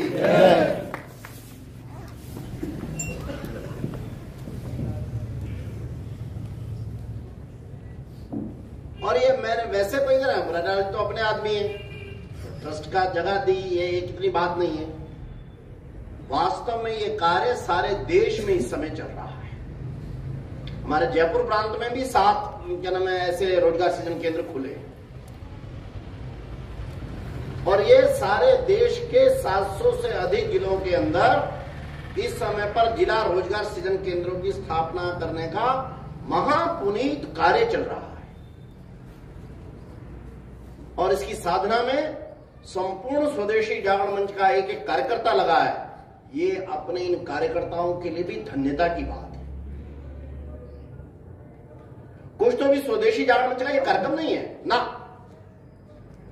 ये वास्तव में भारत के युवाओं की और युवाओं के लिए कहना चाहिए, क्योंकि अभी मुझे बता रहे थे यहां जो परीक्षा वगैरह हुई उसमें दूर से जिले वालों को इधर करने का कोई मूर्खतापूर्ण निर्णय कर दिया होगा सरकार के कुछ लोगों ने कि बीकानेर का बच्चा है वो जाके क्या नाम है दसुआ में या यहाँ पर जयपुर में आकर पेपर देगा, जयपुर का बच्चा जो है वो कहीं चुरू में जाकर पेपर देगा। किया होगा कि इन्होंने फैसला, जिनको वो रहता नहीं है, जिनको जो भी करते होंगे क्या निर्णय किया उन्होंने, लेकिन कह रहे थे उसके लिए बच्चे रात रात में घूमते थे, कोई जगह उनको है नहीं ठहरने की, क्या करें। लड़के फिर किसी तरह काट रहे, लड़कियां हैं सवेरे पेपर देना है तो उनका पिता साथ में है, तो कहीं मंदिर के सीढ़ियों पर बैठ कर रात गुजार रहे हैं कि सवेरे बच्ची को पेपर दिलाना है। क्यों? ऐसे उनको जिनके रोजगार के लिए अपनी बच्ची मेरी कहीं पास हो जाए और कल को कहीं लग जाए तो इसका जीवन बन जाए, पिता भी उसके साथ साधना कर रहा है। ऐसे में कोई काम, कोई व्यक्ति, कोई संस्था या कोई बाकी कोई ऐसे उन बच्चों के लिए कोई रोजगार की कोई प्रक्रिया बनाने को कुछ सुझाव दे, उनमें सहायता करे, उनमें सहयोग कर दे, कितना बड़ा पुण्य का काम है। स्वदेशी ने इसको एक साधना के नाते से लिया कि संपूर्ण भारत में जो युवाओं की और उनके माता पिता का जो दर्द है, यानी जिस बच्ची का पिता रात को आकर किसी मंदिर के थड़ी पर इकट्ठा बैठे सोता है बच्ची के साथ क्योंकि उसको सवेरे पेपर दिलाना है, उसकी पीड़ा दूर करने के लिए कोई अगर प्रयत्न होता है तो ये हम स्वदेशी के लिए वो नहीं, देशभक्ति का एक कार्य है, समाज भक्ति का एक कार्य है। इसी भाव भावना से ही संपूर्ण देश में हम लोग रोजगार सृजन केंद्रों की स्थापना में लगे, क्योंकि हमारे को मालूम है इस समय पर देश में भूखे के लिए अन्न की व्यवस्था का इतना वो नहीं है, इस समय व्यवस्था हुई है। आवश्यकता क्या है उनकी? देश के युवाओं की, उनके माता पिता की अगर जो भी सर्वे आ रहे हैं, जो भी पूछताछ करते हैं हम, एक ही बात आ रही है कि बच्चे का कहीं रोजगार लग जाए। बच्चे रात के 2-2 बजे तक पढ़ते हैं, रात के 1-1, 2-2 बजे तक बच्चा पढ़ता है। बच्चा नींद में वो जल्दी सो ना जाए या उसका मन लगा रहा है, इसके लिए मां साइड में बैठी, उसको कोई पढ़ाई नहीं करनी है। मेरी बच्ची या बेटा मेरा क्या नाम, रात को उसको नींद ना आ जाए इसके लिए वो साथ में बैठी है। लेकिन विशेषकर भारत में इस समय पर रोजगार की इतनी दिक्कत है और जिनका नहीं है उनको ये ज्यादा महसूस होती है, जिनको नहीं है उनको केवल जानकारी है। जितने सर्वेक्षण करवाए गए हैं उन सब सर्वेक्षण में इंडिया टुडे ने पीछे एक सर्वेक्षण किया, 6 समस्याएं लिखी: भ्रष्टाचार, बेरोजगारी, पर्यावरण, सामाजिक विषमता, आतंकवाद और स्वच्छता। कहा कि इनमें आप सबसे अधिक किस कठिनाई को मानते हो, सबसे बड़ी समस्या, भारत की सबसे बड़ी आवश्यकता किसको मानते हो? 39% के एक तरफा जवाब के साथ भारत में बेरोजगारी की समस्या को सबसे पहली रोजगार समस्या माना। महंगाई भी नंबर 2 पर थी।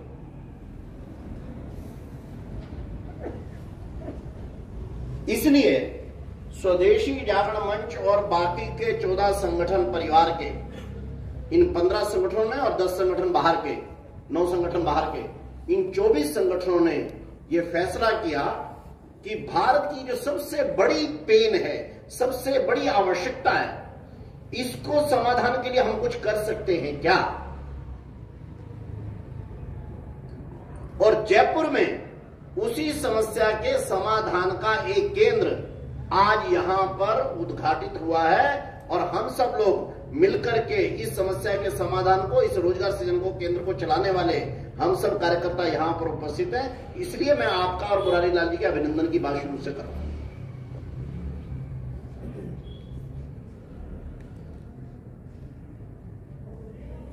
इसमें कुछ अवधारणाओं ने एक विषम परिस्थिति देश भर में खड़ी की है। इस समय पर जो सबसे ठीक ठाक सरकार हो सकती है, कम से कम केंद्र में है। इस समय पर भारत की विकास दर, आर्थिक विकास दर 7% से अधिक के साथ विश्व के G20 देशों में सर्वाधिक चल रही है। हमारे साथ साथ थोड़ा सा पीछे इस समय सऊदी अरेबिया है, वो ऑयल के कारण से रहता है, बड़ा छोटा देश है। मुश्किल से मेरे ख्याल है कि 650-700 बिलियन डॉलर के आसपास उसकी इकोनॉमी है, और वो भी तेल के कारण से है। बाकी G20 कंट्री में किसी की भी जीडीपी, चीन इतना आर्थिक प्रगति करता हुआ, उसकी विकास दर, आर्थिक विकास दर 2.6 आई है। अमेरिका, दुनिया का सुपर पावर, 1.6, 2 क्वार्टर, 2 तिमाहियां तो उनकी नेगेटिव में गई है, रिसेशन में गई है, उसमें गई है। जापान, इतना जबरदस्त इंफ्रास्ट्रक्चर, इतना जबरदस्त उनके पास R&D, ऑटोमोबाइल के राजा हैं दुनिया के। अमेरिका की 60% कारें जापान से जाती हैं, भारत की 65% कारें जापानी कंपनियों की हैं। दुनिया भर में जिनका ऑटोमोबाइल और इलेक्ट्रॉनिक्स में R&D का जबरदस्त मामला है। 1.3, 1.4 ग्रोथ है। भारत 7% के साथ ग्रोथ है। हम दुनिया की 5वीं बड़ी अर्थव्यवस्था बन गए हैं, और अभी अभी के जो प्रेडिक्शन आ रहे हैं कि हम 2028, 2029 होते होते तक ही दुनिया की 3री बड़ी अर्थव्यवस्था बनने जा रहे हैं।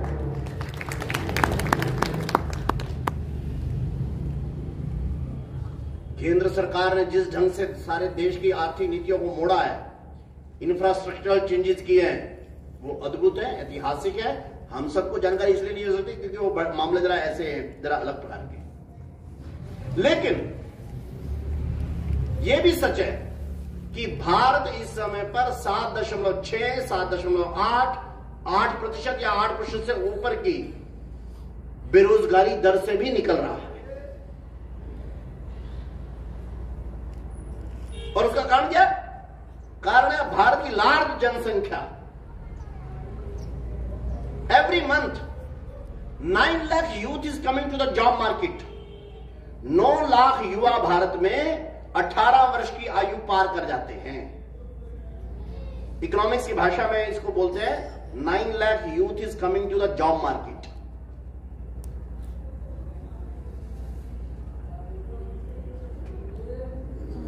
इसलिए बहुत से क्या नाम है, जनसंख्या डेमोग्राफर जिनको बोलते हैं, बहुत से विद्वान, बहुत से इकोनॉमिस्ट, बहुत से राजनेता, इंक्लूडिंग रवि किशन, ये जो बीजेपी का सांसद है जिसने अभी 5 दिन पहले वहां पर संसद में बिल लाया जनसंख्या नियंत्रण का, ये मानते हैं जनसंख्या ही भारत की क्या नाम है बेरोजगारी और भारत के लिए बड़ी दिक्कत है। बहुत से लोग मानते हैं।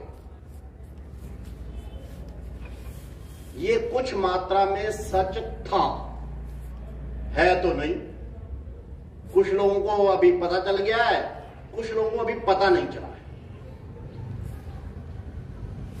जनसंख्या बड़ी होने के कारण से भारत की आर्थिक विकास दर 7.5-8% जाते हुए भी भारत बेरोजगारी का भी 7.5-8% ऑफ द वर्कफोर्स निकाल रहा है। ये सच है।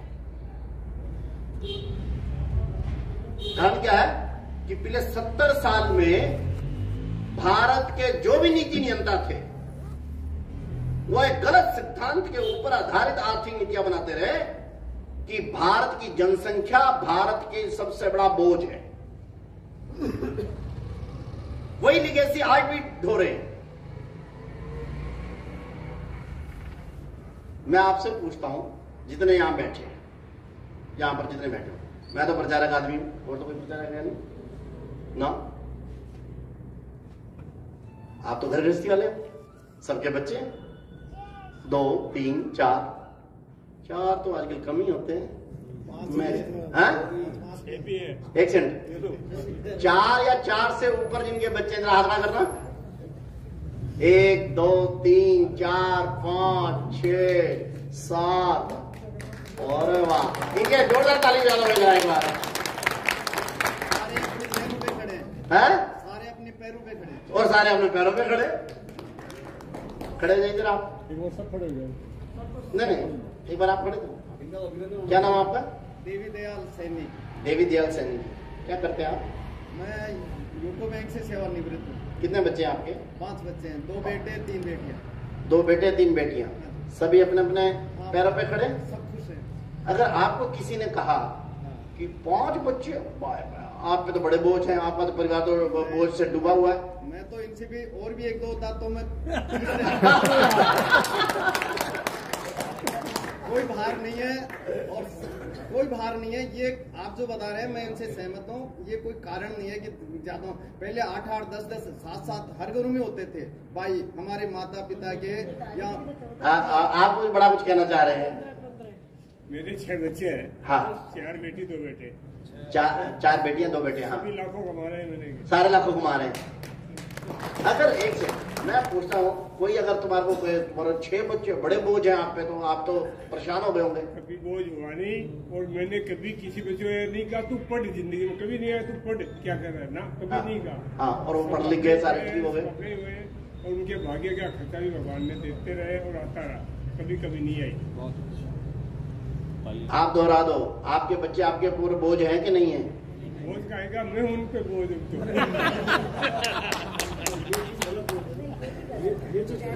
वो वैसे मजाक। सुनिए, अगर 6 बच्चे इनके ऊपर बोझ नहीं बल्कि इनके एसेट है, तो भारत माता के लिए उसके 140 करोड़ बच्चे उसके लिए बोझ कैसे होगा भाई? कभी नहीं होते हैं? नहीं हो सकता। तो जो लोग कहते हैं कि जनसंख्या बोझ है, क्या करें उनका? ये रवि किशन जी का क्या करें? समुद्र में डाल दो। समुद्र में डाल दो। कह रहे ज्यादा जो अल्पसंख्यक 1-1 दर्जन। नहीं, वो अपना कह रहा है, मेरे 4 बच्चे हैं, इसके लिए कांग्रेस जिम्मेवार है, वो बोला है रवि किशन। कानून नहीं बनाया।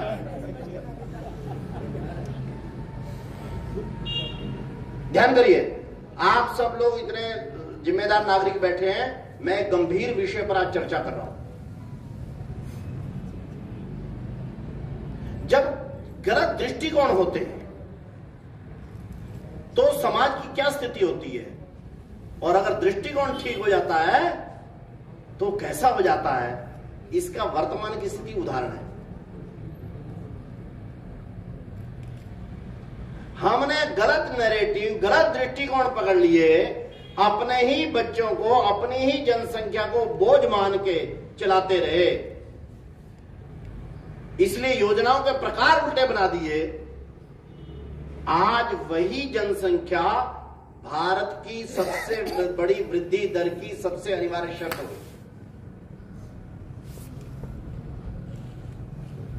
दुनिया में अभी तक के सिद्धांत इकोनॉमिस्ट के क्या है कि कहां पर आर्थिक विकास होता है, कहां प्रगति होती है?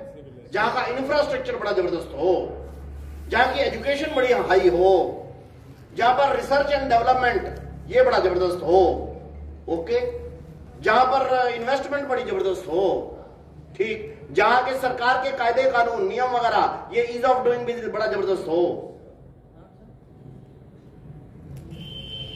जापान में क्या है? जापान का इंफ्रास्ट्रक्चर दुनिया का बेस्ट इंफ्रास्ट्रक्चर है। लाख गडकरी प्रयत्न करते रहे, जापान जैसा नहीं बना सकते, कम से कम 10-15 साल हो रहा है।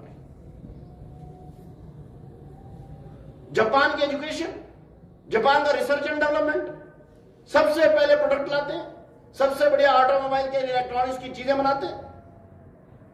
Ease of doing business Japan का जबरदस्त है। जापान की जीडीपी 1.2 है, क्यों है? पिछली बार 0.4 आई है केवल। ये जो किताब जिसका उद्घाटन किया,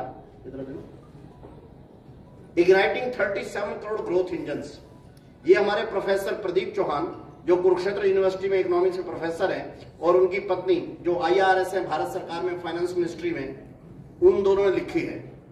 थोड़ा मेरा नाम उन्होंने लिख दिया है क्योंकि इसके बेसिक आइडिया में कुछ छोड़ा मैं भी था। हमने इसमें जापान को भी स्टडी किया है, जर्मनी को स्टडी किया है। क्यों? सब कुछ वहां बढ़िया, साइंस, एजुकेशन, इंफ्रास्ट्रक्चर, बिजली, ये वो फलाना ठिकाना, GDP नहीं निकलता है।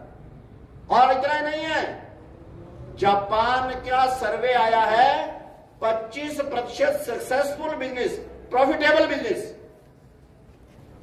पिछले साल बंद हो गए। क्यों बंद हो गए? क्योंकि उनको चलाने वाला उनके परिवार में आगे उनका कोई लड़का या लड़की नहीं थे। प्रॉफिटेबल बिजनेस है। आपका यहां मुंबई का कैसा उदाहरण आया है आपका बताता हूं, शायद बंदा भी राजस्थानी है हमारा। बिस्लेरी बोतल, पानी की बिस्लेरी बोतल है ना, हाँ? बिस्लेरी बड़ी चलती है। भारत का 40% वाटर मार्केट पर उसका कब्जा है। रमेश सिंह चौहान का ये प्रोजेक्ट है, जिसकी पहले वो लिम्का होती थी, पार्ले ग्रुप का। इसने पिछले महीने बिस्लेरी ग्रुप को बेचने की घोषणा कर दी है। बेचा इसने टाटा को। प्रेस कॉन्फ्रेंस हुई, प्रेस कॉन्फ्रेंस करते हुए बताते हुए एक ने पूछ लिया कि आप बेच क्यों रहे हो? बेचने का उत्तर देते हुए रमेश चौहान रो पड़े। क्यों रो पड़े? क्या कि ये बिस्लेरी बोतल जो है ना, ये मैंने बच्चे की तरह पाला है इसको।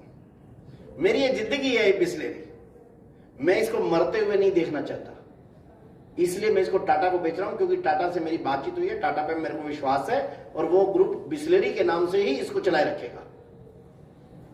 लेकिन क्यों?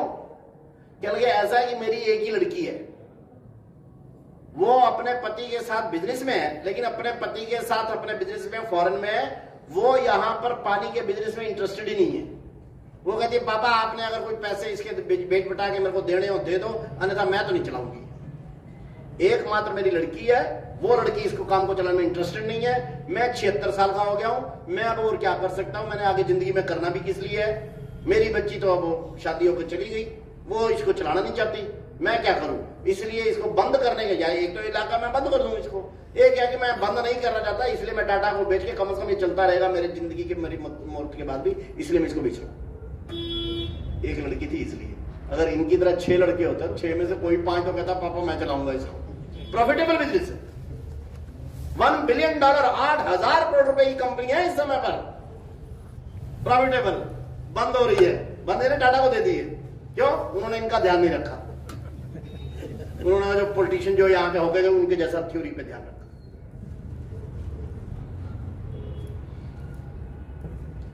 इसलिए भारत की बेरोजगारी का कारण भारत की जनसंख्या नहीं है, इस सिद्धांत को समझ लीजिए। हमारे आज तक के 70 साल के राजनेताओं की गलत आर्थिक नीतियां हैं। आज योग्य सरकार आई, वही जनसंख्या तो वही चल रही है भाई। दुनिया भर में रिसेशन, दुनिया भर में 1.2 पॉइंट का GDP, हमारे यहां पर 7% का GDP। और मैं बता रहा हूं, मैं बहुत बड़ा इकोनॉमिस्ट नहीं हूं, लेकिन आजकल इकोनॉमिक्स के सर्कल में घूमता हूं।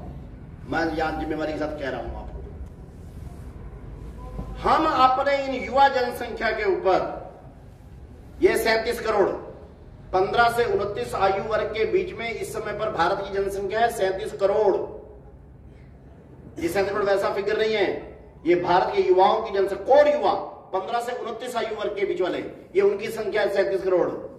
ये पुस्तक में हम लोगों ने कहा है इग्नाइटिंग 37 करोड़ को। ये बच्चे नहीं हैं, ये भारत के ग्रोथ इंजन हैं। जरा इन पे दाव लगाओ, आप डबल डिजिट में जो है अपनी विकास दर पाओगे।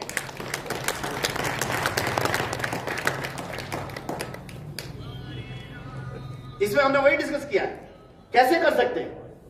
ये पुस्तक इस समय ऑनलाइन अवेलेबल है, और मेरे को पता चला खूब बिक रही है, खूब इस पर रिव्यूज और कमेंट्स आ रहे हैं।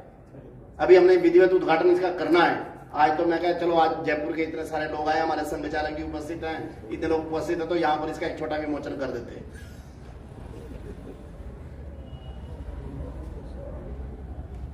एक विषय बताता हूं इसमें।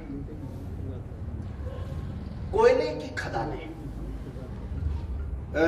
ये जो आविष्कार हुआ ये लगभग 18वीं शताब्दी जब क्लोज हो रही थी उस समय पर कोयले का आविष्कार हुआ, कोयले के स्टीम केस का। इससे पहले यानी आज से लगभग 200 साल पहले जहां पर भी दुनिया भर में कोयले की खदानें होती थी वहां के लोगों को निर्भागा माना जाता था कि ये तो बेचारे क्या नाम है वो, इनकी तो जिंदगी ही खराब है। क्यों? जहां पर भी कोयले की खदानें होती थी वहां पर कोई कृषि हो सकती नहीं थी, खेती हो ही नहीं सकती वहां पर, कोई इंडस्ट्री लग सकती नहीं वहां पर, कोई लोग नहीं बच सकते वहां पर, जो लोग बसते भी से उसके दाएं बाएं उनको दमा हो जाता था क्योंकि उसका धुआं उसका राख ये छोटा मोटा उठता ही रहता है, वहां जलता ही रहता है, कुछ हो सकता नहीं वहां पर। इसलिए जहां जहां भी दुनिया भर में कोयले की खदानें थी उसके आसपास के लोगों को सबसे बेकार या बेचारे दुर्भाग्य निर्भाग्य जो भी शब्द को माना जाता था। लेकिन 18वीं शताब्दी के अंत होते होते न्यूकोमैन ने और उसके बाद जेम्स वाट ने भाप के इंजन का आविष्कार कर दिया कि कोयले की ऊर्जा से भाप बनाई जा सकती है पानी, और इस भाप को इंजन में, और बाद में भाप के इंजन का आविष्कार इन लोगों ने कर दिया, न्यूकोमैन और जेम्स वाट ने। सारी दुनिया का पैराडाइम बदल गया। अभी ऑस्ट्रेलिया के कोयला सबसे महंगा माना जाता है, उसकी बोली लगाई अडानी ने, दुनिया में सबसे महंगी बोली अडानी ने लगाई ऑस्ट्रेलिया में। ऑस्ट्रेलिया की सारी कोयले की खदानें खरीद लाया अडानी। क्या हुआ भाई? और जिनके आसपास कोयले की खदानें थी वो ऑस्ट्रेलिया के बादशाह हो गए। क्यों? आजकल उनके जिसके पास 1 एकड़ भी कोयले की खदान का एरिया था, जिसको बेकार मानते थे, वो कहते हैं लो जी 200 करोड़ रुपए आपको, लाओ लाओ लाओ, क्योंकि वहां का कोयला बढ़िया। हुआ क्या? न्यूकोमैन ने और जेम्स वाट ने इस कोयले को देखने का और कोयले को प्रयोग करने का दृष्टिकोण बदल दिया। आपने सारी प्रकृति की प्रक्रिया बदल दी। भारत के शब्द जरा कठोर हो जाएगा इसलिए मूर्ख नहीं निकालता हूं, जो भी विचारों ने दिया उनको नहीं थी बुद्धि, मैं क्या करूं। 70 साल के पिछले क्या नाम है नीति निर्माताओं ने, पॉलिटिशियन ने भारत की जनसंख्या को भारत पर बोझ माना। भारत की विकास प्रक्रिया में हमारी अपने ही बच्चों को बोझ मानने का दृष्टिकोण भारत में डेवलप हुआ। लेकिन वर्तमान में स्वदेशी दृष्टिकोण ने एक दुनिया को दृष्टिकोण दिया है। स्वदेशी में इसलिए कह रहा हूं कि अभी ये सरकार में भी मान्य नहीं हुआ है, किसी बड़े निश्चित फोरम पर ये मान्य नहीं हुआ है। इन दिनों में हमारी बहस खूब चल रही है। मैंने रवि किशन जी को भी एक लेटर मिठाया, मैं कहा पूरा खातिर बैठ जाता हूं, पार्लियामेंट में खड़ा है, बोझ बनता है उसके ऊपर कह रहा है जनसंख्या बोझ है। ये पुराना और गलत दृष्टिकोण है। अगर ये दो कह रहे हैं ये दृष्टिकोण संपूर्ण देश के लिए, हमारे बच्चे, हमारा दृष्टिकोण, हमारे वो नहीं है, बोझ नहीं है ना, वो हमारे आर्थिक विकास का सबसे बड़ा साधन है। एक मुंह दो हाथ है। क्या बात है? हर आदमी जन्मते ही 2 हाथ लेके आता है, केवल मुंह एक ही लाता है। आपको अपने साथ ले जाता हूँ, वहां रवि किशन से मिलाता हूँ पहले तो आप।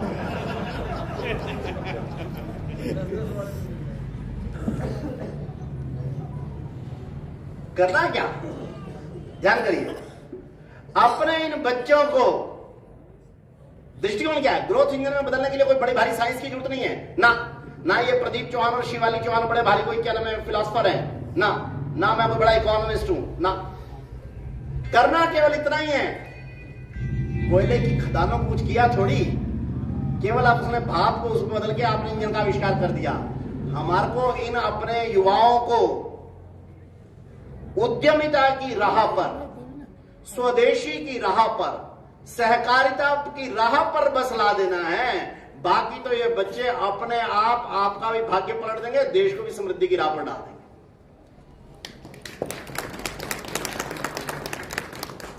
अभी क्या है? अभी हम कहते हैं ये बेरोजगार है, भारत में बड़ी बेरोजगारी है। और अगर हमने इनको उद्यमिता, स्वदेशी, सहकारिता का पाठ पढ़ाते हुए, स्वरोजगार का पाठ पढ़ाते हुए, स्टार्टअप कल्चर में लाते हुए अगर कर दिया तो, अगर इनमें से किसी एक को रोहित चाय वाला और ये किसी एक को हेमंत लस्सी वाला बना दिया तो क्यों रोहित? क्या हेमंत जी नाम ठीक बोल रहा हूं हेमंत? 30 रुपए की लस्सी को 350 रुपए में बेचेगा, फिर और क्या करेगा? 20 रुपए की क्या नाम है चाय को 150 रुपए में बेचेगा, और क्या करेगा? और ये कोई मंगल ग्रह से नहीं आए हुए भाई, ये ना हमारे बच्चे हैं, बस हमारे को कुछ करना नहीं है बच्चों। इनको मैंने तो नहीं सिखाया था, कम से कम मेरा तो परिचय भी नहीं था। अभी दिल्ली के कार्यक्रम में आए पिछली बार हमारे कार्यशाला में, वहां यहाँ तो छोटा अभिनंदन किया, वहां ज्यादा अभिनंदन किया। कुछ कहना चाह रहे हैं आप? दिल्ली के कार्यक्रम से NSICL राष्ट्रीय लघु उद्योग निगम, हाँ हाँ है, उनके मैं नोटिस में आया, उन्होंने मेरे को भी सम्मानित किया दिल्ली में। अच्छा।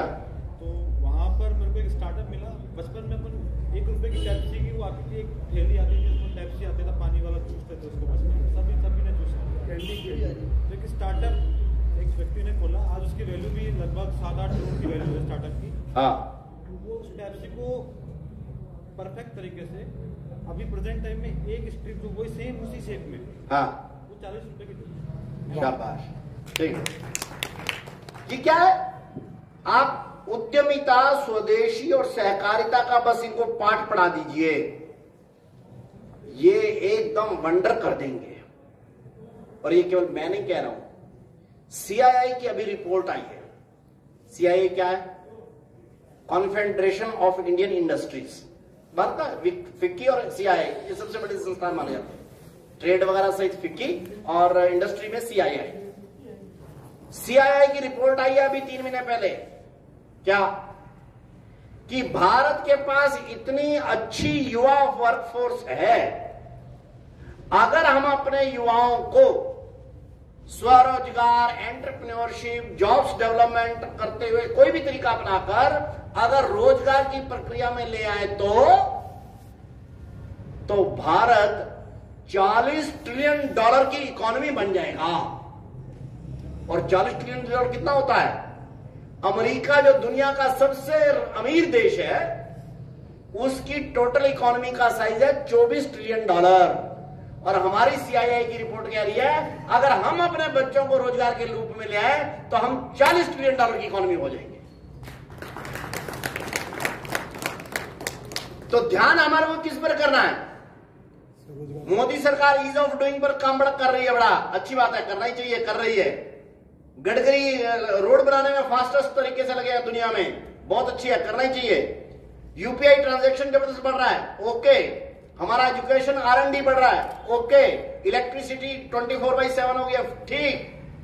लेकिन अगर हम अपनी युवा शक्ति को रोजगार के रूप में आ जाए, ये सब एक तरफ और हमारी युवा शक्ति एक तरफ, दुनिया में भारत को सबसे अमीर देश बनाकर छोड़े।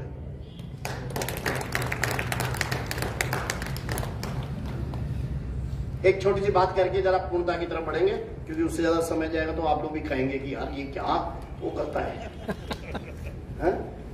और छोटा भाषण करूं या विषय पर करूं? आप तो करते रहो, सुनना ही अच्छा लग रहा है। लो पीछे कुर्सियां खाली होने लग गई हैं, लेकिन छोटा और वो अच्छा भाषण करूं या विषय पर करूं, ऐसा एक बार मैंने पूछ लिया। अच्छा करूं या विषय पर करूं? क्या कहना धर्मवीर जी?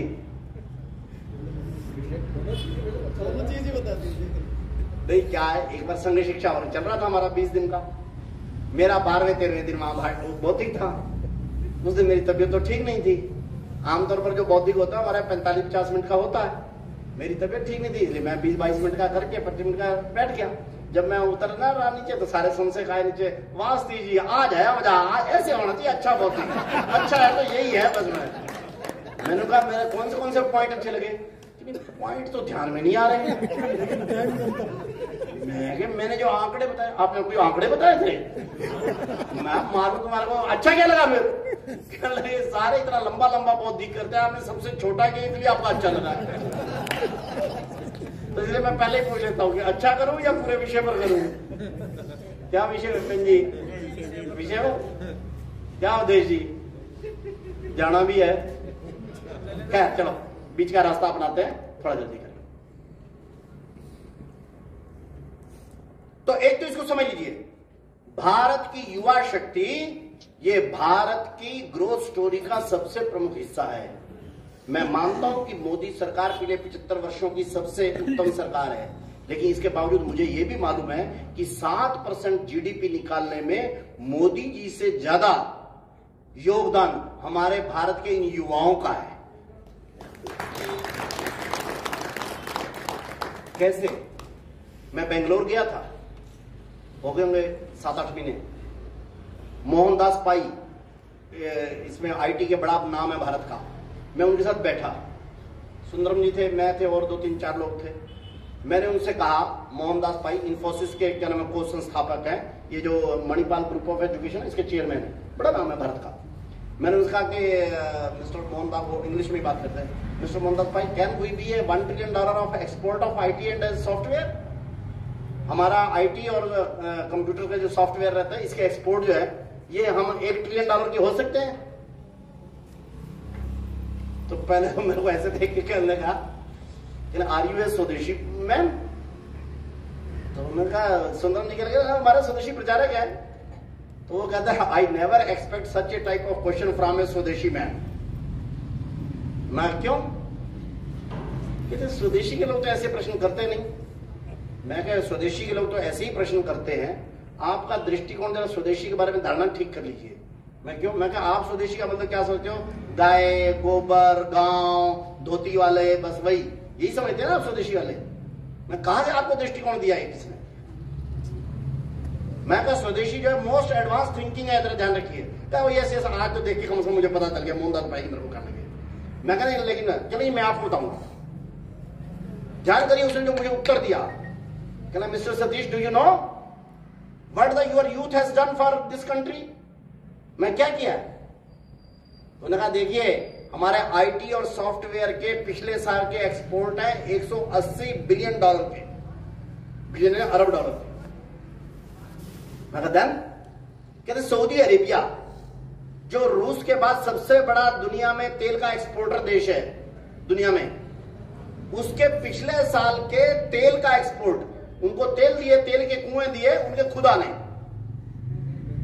उनको तेल के कुएं दिए, उनके तेल के कुएं दिए उनके खुदा ने उनके ऊपर करके उन्होंने उसका एक्सपोर्ट किया है $145 बिलियन का। लेकिन हमारे लड़के उनके खुदा से बड़े हो गए हैं, उन्होंने आईटी और सॉफ्टवेयर के कुओं से खोद खोद कर हमारे देश को कमाए हैं $180 बिलियन। हम अब खाड़ी देशों के कुएं वाले देशों से ज्यादा अमीर हैं, और हमारे को अमीर किसने किया है? हमारे इन बच्चों ने, आईटी और सॉफ्टवेयर के इंजीनियरों ने। उन्होंने कहा आप छोड़ दीजिए किसी को रशिया का तेल एक्सपोर्ट या मिडिल ईस्ट का तेल एक्सपोर्ट, भारत का आईटी एक्सपोर्ट 2030 से पहले निश्चित रूप से $1 ट्रिलियन का होने ही जा रहा है। हम अपनी युवा शक्ति के ऊपर दांव लगाएं, और इस दांव का एक हिस्सा क्या है? हमारे युवाओं को 70 साल 75 साल में उनके शक्तियों को जानबूझकर या अज्ञानतावश, या आजकल के जो पॉलिटिशियन नारे लगाते हैं रोजगार दो, जिनकी रोजगार की परिभाषा यानी सरकारी नौकरी है, ये पॉलिटिशियन ना तो खुद कुछ जानते हैं, ना ये देश के युवाओं को कुछ दिशा दे सकते हैं। भारत के युवाओं को 70-75 साल से गलत परिभाषा पढ़ा दी है रोजगार की। क्या इनको परिभाषा पढ़ा दी कि रोजगार यानी नौकरी होता है, और नौकरी भी सरकारी नौकरी मिले तो सबसे ठीक। और बच्चे तो थे ये हीरे, इनको पाठ पढ़ा दिए क्या नाम कुम्हार के। बनना तो भाई ने रोहित चाय वाला, बेचनी थी 150 रुपए की चाय, उसको लगा दिया किसी उसके ऊपर 15,000 17,000 की नौकरी करने के लिए।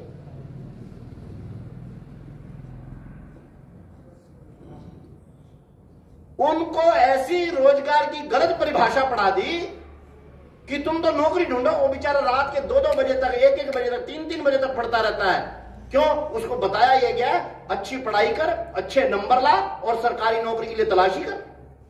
कोई बीए करते थे, फिर बीए में नौकरी नहीं मिली तो कॉमर्स में आ गए, कॉमर्स में नौकरियां नहीं मिली, बीएससी में आ गए, बीएससी में नौकरी नहीं मिली, बीटेक में आ गए, बीटेक में मिली तो एमटेक में चले गए।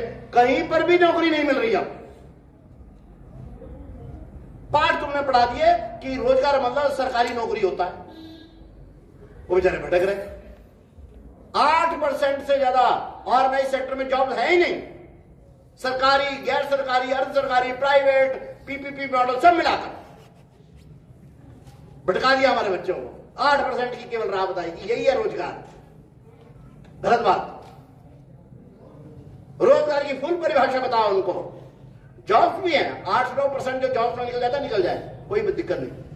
लेकिन स्वरोजगार में जाओ, एग्रीकल्चर में वैल्यू एडिशन सीखो, एंटरप्रेन्योरशिप में जाओ, स्टार्टअप शुरू करो, एफपीओ शुरू करो। ये हमने बच्चों को पाठ पढ़ाया नहीं, फिर कहते हैं बेरोजगारी देश में ज्यादा है। बस हमारे को अब यही करना है। एक दूसरा भी एंगल बताता हूं। मानो जिनको नौकरी मिल गई, उसने अपना अंदर का फुल पोटेंशियल बाहर लाया क्या? नहीं लाया। 9 to 5 दफ्तर का टाइम यही होता है। 9 to 5 की मानसिकता वाला व्यक्ति ये अपने अंदर का फुल पोटेंशियल बाहर लाता ही नहीं है। वो घड़ी देखता रहता है, कब 5 बजे, 4:45 बजे उसके मीटर बंद होने शुरू हो जाते हैं। मैं 5 बजे मोटरसाइकिल उठाऊं या गाड़ी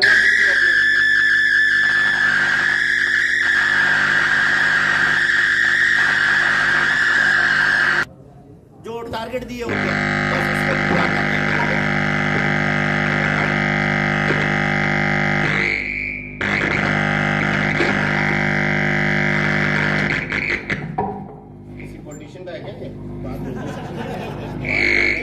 चाइनीज है, 5 बज गए वही होगा। अभी तो बेचारे को चीची हो रही है उसकी।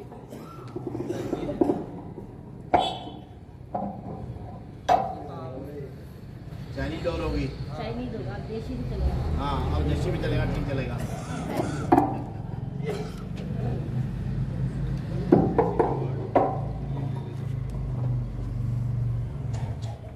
जब नौकर आदमी ये 2 चीजें ध्यान करता है, एक तो बॉस को खुश रखना ताकि वो निकालना दे, और दूसरा 9 to 5 में कब तेरा समय पूरा हो जाए और वो पूरा हो जाए, बस इसकी चिंता करता रहता है। एंटरप्रेन्योर की शिफ्ट क्या चिंता करता है? 9 to 5 देखता है क्या?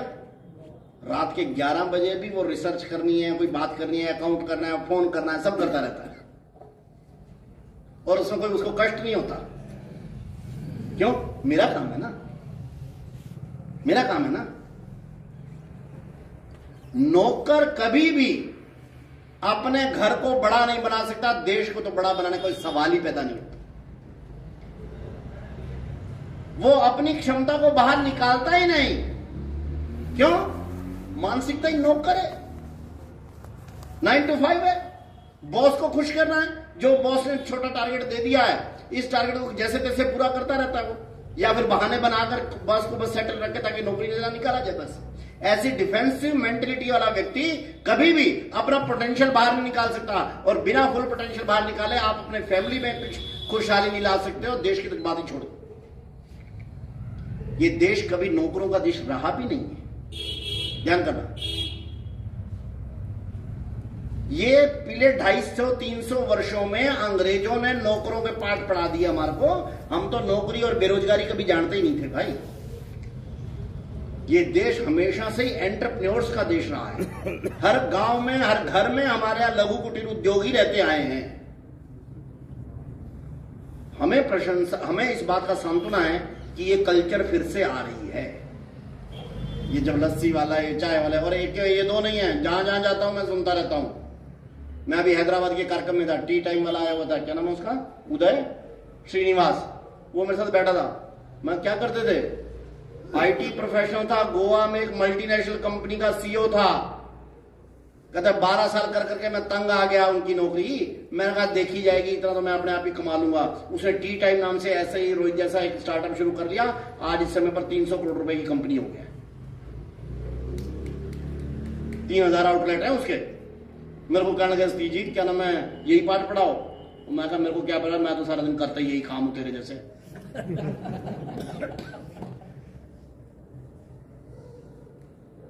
इसलिए नौकरी मिल भी जाए तो भी नौकरी में आदमी अपने क्षमताओं का विकास नहीं करता है। विकास करने के लिए उसको उद्यमशीलता में इसमें आना ही चाहिए। उसको क्यों 2 लाख 3 लाख रुपए महीने कमाने की सोचनी चाहिए, क्यों नहीं 2 करोड़ रुपए महीने कमाने की सोचनी चाहिए। और ये कल्चर यूरोप में, अमेरिका में है। मेरी एक भतीजी लगती है दूर पार की, दिगंबर जी की लड़की हमारी, वो आई हुई थी यूएस से, छोटी बच्ची थी तब से मैं उसको कभी मोटरसाइकिल खिलाता था, अब वो बड़ी हो गई, यूएस में नौकरी कर आई हुई थी। चले आई बैठी मेरे पास, अंकल क्या नाम है, ये वो उसने सारा बताया। उसी बातों में उसने मेरे को कहा कि मैं वहां पर यूएस में ना रेड क्रॉस की फेडरल की नौकरी कर रही थी, छोड़कर आ गई हूं। मैं कहा 2-3 महीने यहाँ घर इंडिया रहूंगी और फिर बाद में देखेंगे क्या होता है। तो मैं उसको मैं करें बुढ़िया क्या करती है तुम, अमेरिका सरकार की नौकरी छोड़कर आ गई। कहले हाँ, मैं क्या वो थी क्या एडॉप्ट थी, मैं नहीं परमानेंट थी, उसमें करती मैं जब तक करती जब तक करती, फिर छोड़ के क्यों आ गई। तो मैं बोर हो गई थी। पागल है तू, मगर लड़की क्या करती है। मैंने बुलाया उनको दिगंबर की शिव, मैं कहा बहन जी ये क्या करके आई है, तुमने रोका नहीं। वो देखे उसमें, अंकल आपको क्या है, मम्मी को बुला रहे उसमें, मेरे से बात करो, मैं मारू तेरे को एक थप्पड़, मेरे से बात करो। मूर्ख, नौकरी छोड़ के अमेरिका सरकार की। फिर उसको समझ नहीं आया, मेरे को भी समझ नहीं आया। फिर उसको तुरंत ध्यान में, उसने कहा नहीं अंकल थोड़ा सा फर्क है। मैं क्या इंडिया में सरकारी नौकरी को बहुत बड़ी चीज मानते हैं, अमेरिका में सरकारी नौकरी को बहुत बड़ी खास चीज मानते ही नहीं। वहां पर जिसका अपना बिजनेस नहीं स्टार्ट हो रहा, या अभी कोई दम नहीं लग रहा, या कुछ ऐसा नहीं है, अपना कोई काम वाम नहीं हो रहा, तो चलो क्या करना, चलो कोई नौकरी ढूंढ लो, नौकरी कर लो। नौकरी तो वहां पर वैसे ही करने वाली बात है। असली आदमी को क्या करना, तो असली वहां पर अपना कोई बिजनेस, अपनी कोई इंडस्ट्री, अपना कोई कंपनी शुरू करना ही आमतौर पर होता है, वहां पर है, ट्रेंड है। इसलिए मेरे को कोई खास बात लग नहीं रही और आप परेशान हो रहे हो कि मैं नौकरी क्यों छोड़कर आ गई। तब मेरे ध्यान में आया, फिर मैंने उससे डिटेल पूछी तो चलो ठीक हुआ। भारत भी ऐसा ही था, अमीर देश स्वाभाविक रूप से, जो बिजनेस चलाने वाले नौकरों का देश कभी अमीर हो सकता है क्या, संपन्न हो सकता है क्या। हम दुनिया में विश्व गुरु बनना चाहते हैं, नौकर लोग कभी विश्व गुरु बनते हैं क्या। भारत को अगर $10 ट्रिलियन की इकोनॉमी बनाना है तो भारत को अपनी युवा शक्ति को दांव पर लगाना है।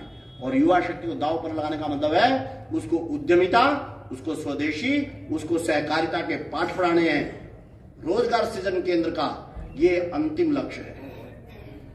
जयपुर का हरेक लड़का, हरेक लड़की स्टार्टअप में, एंटरप्रेन्योरशिप में, स्वरोजगार में, एफपीओ में जाने की तरफ प्रवृत्त हो, इसके लिए यहाँ पर यहाँ का ये जो सेंटर है, इसके लिए सब प्रकार के प्रयत्न करे। ये मैंडेट है, इसको जरा ध्यान रखकर हम निश्चित रूप से इस समय पर समय ऐसा आ गया है, भारत दुनिया के उसमें बढ़ रहा है। संयोग से G20 जो दुनिया के 20 बड़े देश हैं, उनकी प्रेसिडेंसी हमारे पास आई है।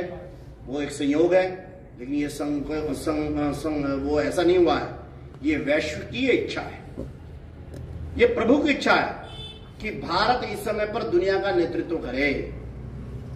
और नेतृत्व करने के लिए ही जीडीपी के सबसे बड़े आंकड़े हमारे साथ आ रहे हैं, दुनिया की 5वीं बड़ी हम इकोनॉमी बन गए हैं, दुनिया के सबसे बड़े राजकर्ताओं में से हम बन गए हैं।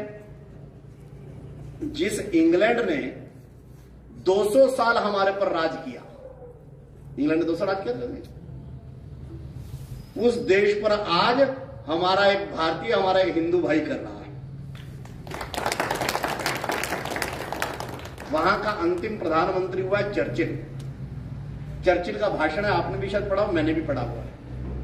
वहां की संसद में बहस चल रही थी कि भारत को आजादी दी जाए या नहीं दी जाए।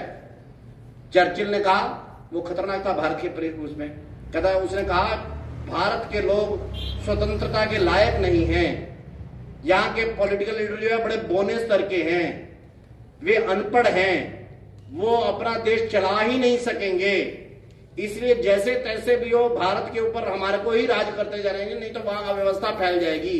उनके बस में ही नहीं है कि कोई राज चला सके, वो इतने छोटे स्तर के लोग हैं। भारत में बड़ी आलोचना हुई चर्चिल के उस भाषण की, दुनिया में भी हुई, इंग्लैंड वाले खुश हुए, किसी ने उस भाषण को स्वीकार किया नहीं। लेकिन पिछले महीने इंग्लैंड के लोगों ने, इंग्लैंड के संसद ने एक बात स्वीकार कर ली कि इंग्लैंड के पॉलिटिशियन और इंग्लैंड के नेता इतने बौने हैं कि अपना देश नहीं चला सकते, उनको अपना देश चलाने के लिए भारत के एक हिंदू की जरूरत है। और वो भी कैसा है भारतीय, भारत के सेकुलर नेता नहीं है। जब लिज ट्रूस जीत गई थी, ये इलेक्शन उस समय फाइट कर रहा था, पहले राउंड में ये हार गया था पिछली बार में, उस समय पर इसको आया कि प्रेशर था इसके ऊपर कि अंग्रेजी ये स्वीकार नहीं कर पा रहे कि तुम हिंदू हो और इसलिए तुम्हारे पर राज कर रहे थे, इसलिए तुम जरा अपने आप को सेकुलर दिखाओ। इन्हें कहा कोई उसकी मेरे को जरूरत नहीं है। उन दिनों में जन्माष्टमी का उत्सव आ गया, तो ये पत्नी को लेकर, क्या नाम उसका, नारायण मूर्ति की लड़की है, सही नाम है उसका, अक्षिता, यस अक्षिता, ये अपनी पत्नी अक्षिता को लेकर मंदिर में गया, भगवा पट्टा डाला और सब कैमरामैन बुलाकर सबके सामने गौ माता को आटे का पेड़ा खिलाया। जन्माष्टमी के दिन, आज जन्माष्टमी में अपना वो खिला रहा हूं, ये दिखाने के लिए मेरे को अपने हिंदुत्व होने की किसी प्रकार की कोई संकोच नहीं। तो दुनिया पर इस समय पर हम राज करने की स्थिति में हैं। हमारे को विश्व गुरु के अपने प्रक्रिया में आगे बढ़ने के लिए अपने इस युवा शक्ति की आवश्यकता है। इस युवा शक्ति को इन पाठ पढ़ाते हुए हम आगे ले जाने की तैयारी करें। निश्चित रूप से संपूर्ण दुनिया हमारे ही इंतजार कर रही है, हम उसकी पूरी तैयारी करें। आज के दिन इस मौके पर रोजगार सृजन केंद्र के उद्घाटन के समय पर आप सबका अभिनंदन करते हुए मैं अपनी बात पूरी करता हूं। जय स्वदेशी, जय भारत।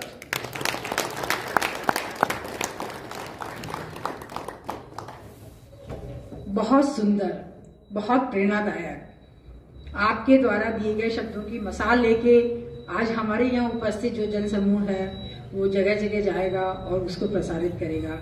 हम सबकी आशा है, विश्वास है कि ये जो रोजगार सृजन केंद्र है वो हमारे युवाओं की मानसिकता को बदलेगा, वापस से पुराने गौरव को प्राप्त करेगा हमारा देश। अब मैं हमारे इस समारोह के अध्यक्ष माननीय श्री चैन सिंह जी पुरोहित को अपना उद्बोधन से हमें लाभान्वित करने के लिए आमंत्रित करते हैं।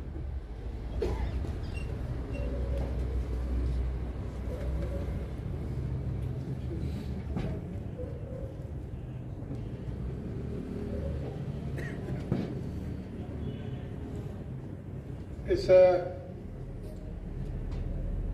स्वरोजगार के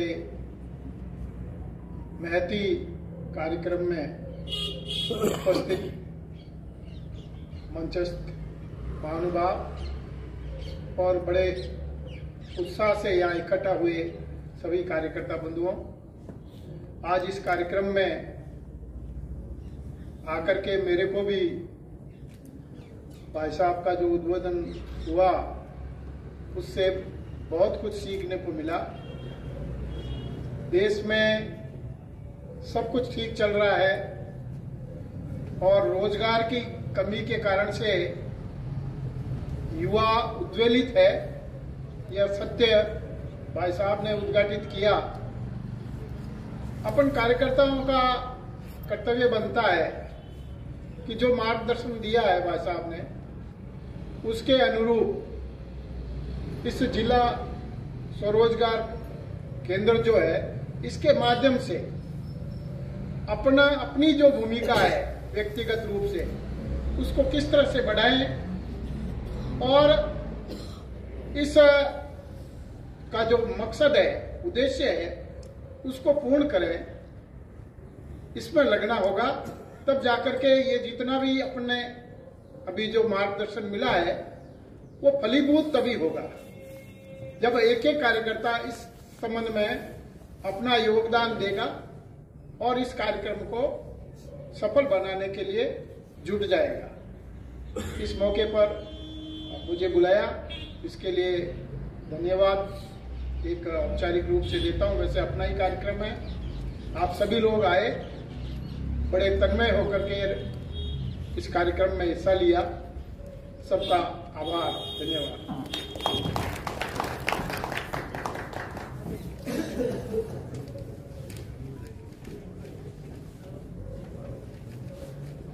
प्रचारक होने के नाते से एक काम भी लगा दूं भाई आप लोगों के जिम्मे। रोजगार केंद्र तो शुरू हो गया, खासकर यहाँ हमारे दो प्रमुख अधिकारी बैठे हैं, एक तो मुरारी लाल जी और एक अपने संघचालक जी राजपुरोहित जी।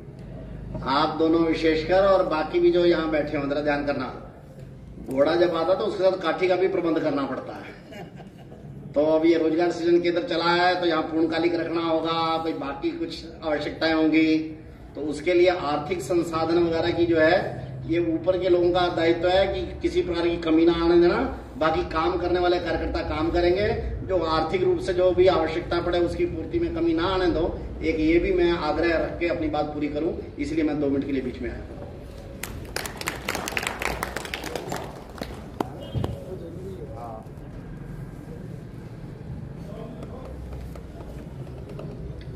आज का ये कार्यक्रम बहुत अच्छा रहा।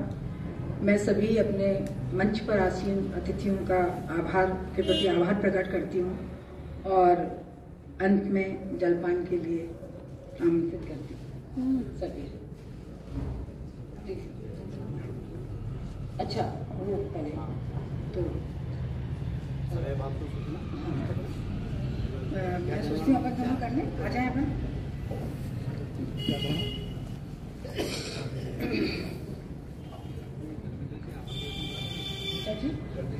जो सर्वे भवन्तु सुखिनः मंत्र के साथ अपना इसका समापन करें, उसके पहले मैं श्री धर्मेंद्र जी को आभार प्रकट करने के लिए मंच पर बुलाती हूँ।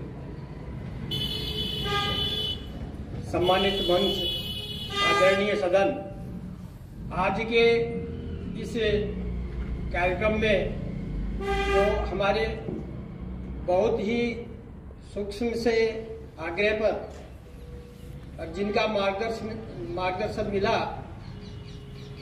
माननीय सतीश कुमार जी, उनका जिला रोजगार केंद्र पर जो जिन्होंने हमारा ऐसा मार्गदर्शन किया, मंत्र मुग्ध होकर हम सुन रहे थे। तो अल्प समय में उनका कार्यक्रम तो दूसरी जगह बना हुआ था, लेकिन हमारे प्रांत संयोजक जी के आग्रह पर इसमें पधारे, उनका दिल से स्वागत और आभार। इसी कार्यक्रम के अध्यक्षता कर रहे माननीय महानगर संघ चालक जी, जो प्राथमिक वर्ग के अपने व्यस्ततम कार्यक्रम में से समय निकाल कर आए, उनका भी धन्यवाद। इस कार्यक्रम के मुख्य अतिथि श्रीमान मुरारी लाल जी गुप्ता, जिन्होंने यह स्थान उपलब्ध करवाया और सारी सुविधाएं जुटाई, और भाई साहब ने जो ऐसा कहा कि घोड़ी के साथ काठी का भी इंतजाम करेंगे, इनका भी अंतः स्थल से बहुत बहुत धन्यवाद। बहन अर्चना जी, जो सवाई माधोपुर से अपने व्यस्ततम कार्यक्रम में से और चाचा जी की परिचर्या में रहने के बावजूद भी इस कार्यक्रम में आई, उनका भी धन्यवाद। श्रीमान देवेंद्र जी, जो हम सबका नेतृत्व करते ही रहते हैं, उनका भी धन्यवाद। उनसे भी ज्यादा जो हमारे स्वावलंबी भारत अभियान के जो संगठन है, सेवा भारती के माननीय अनिल जी शुक्ला जी पधारे हैं, भारतीय किसान संघ, भारतीय मजदूर संघ, ग्राहक पंचायत और भी संगठनों से जो लोग आए हैं, उनको भी बहुत बहुत धन्यवाद। और इन सब से जो इस कार्यक्रम को सफल बनाने के लिए जो स्वदेशी जागरण मंच की टीम गए 1 सप्ताह से लगी हुई है और आज ये भव्य कार्यक्रम संपन्न हुआ, उनको बहुत बहुत धन्यवाद। अभी 2 सूचनाएं हैं। आप में से प्रत्येक ये स्थान छोड़ने से पहले जलपान की व्यवस्था है, सब जलपान करके ही जाएं। और जलपान के बाद में स्वदेशी जागरण मंच की टीम और स्वावलंबी भारत अभियान के, सेवा भारती के, मजदूर संघ, किसान संघ और जो भी ग्राहक पंचायत, जो भी संगठन के कार्यकर्ता आए हुए हैं, वो परिचय के लिए एक बार अपने जो सामने हॉल है रोजगार सृजन केंद्र, उसमें मिलेंगे। धन्यवाद। भारत माता की जय।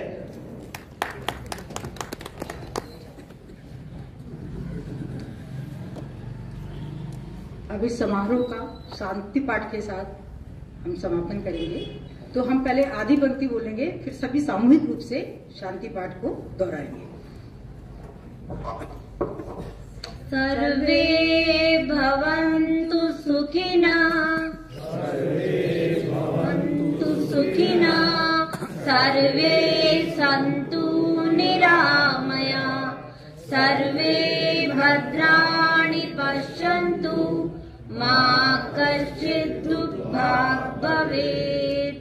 ॐ शान्ति शान्ति शान्ति।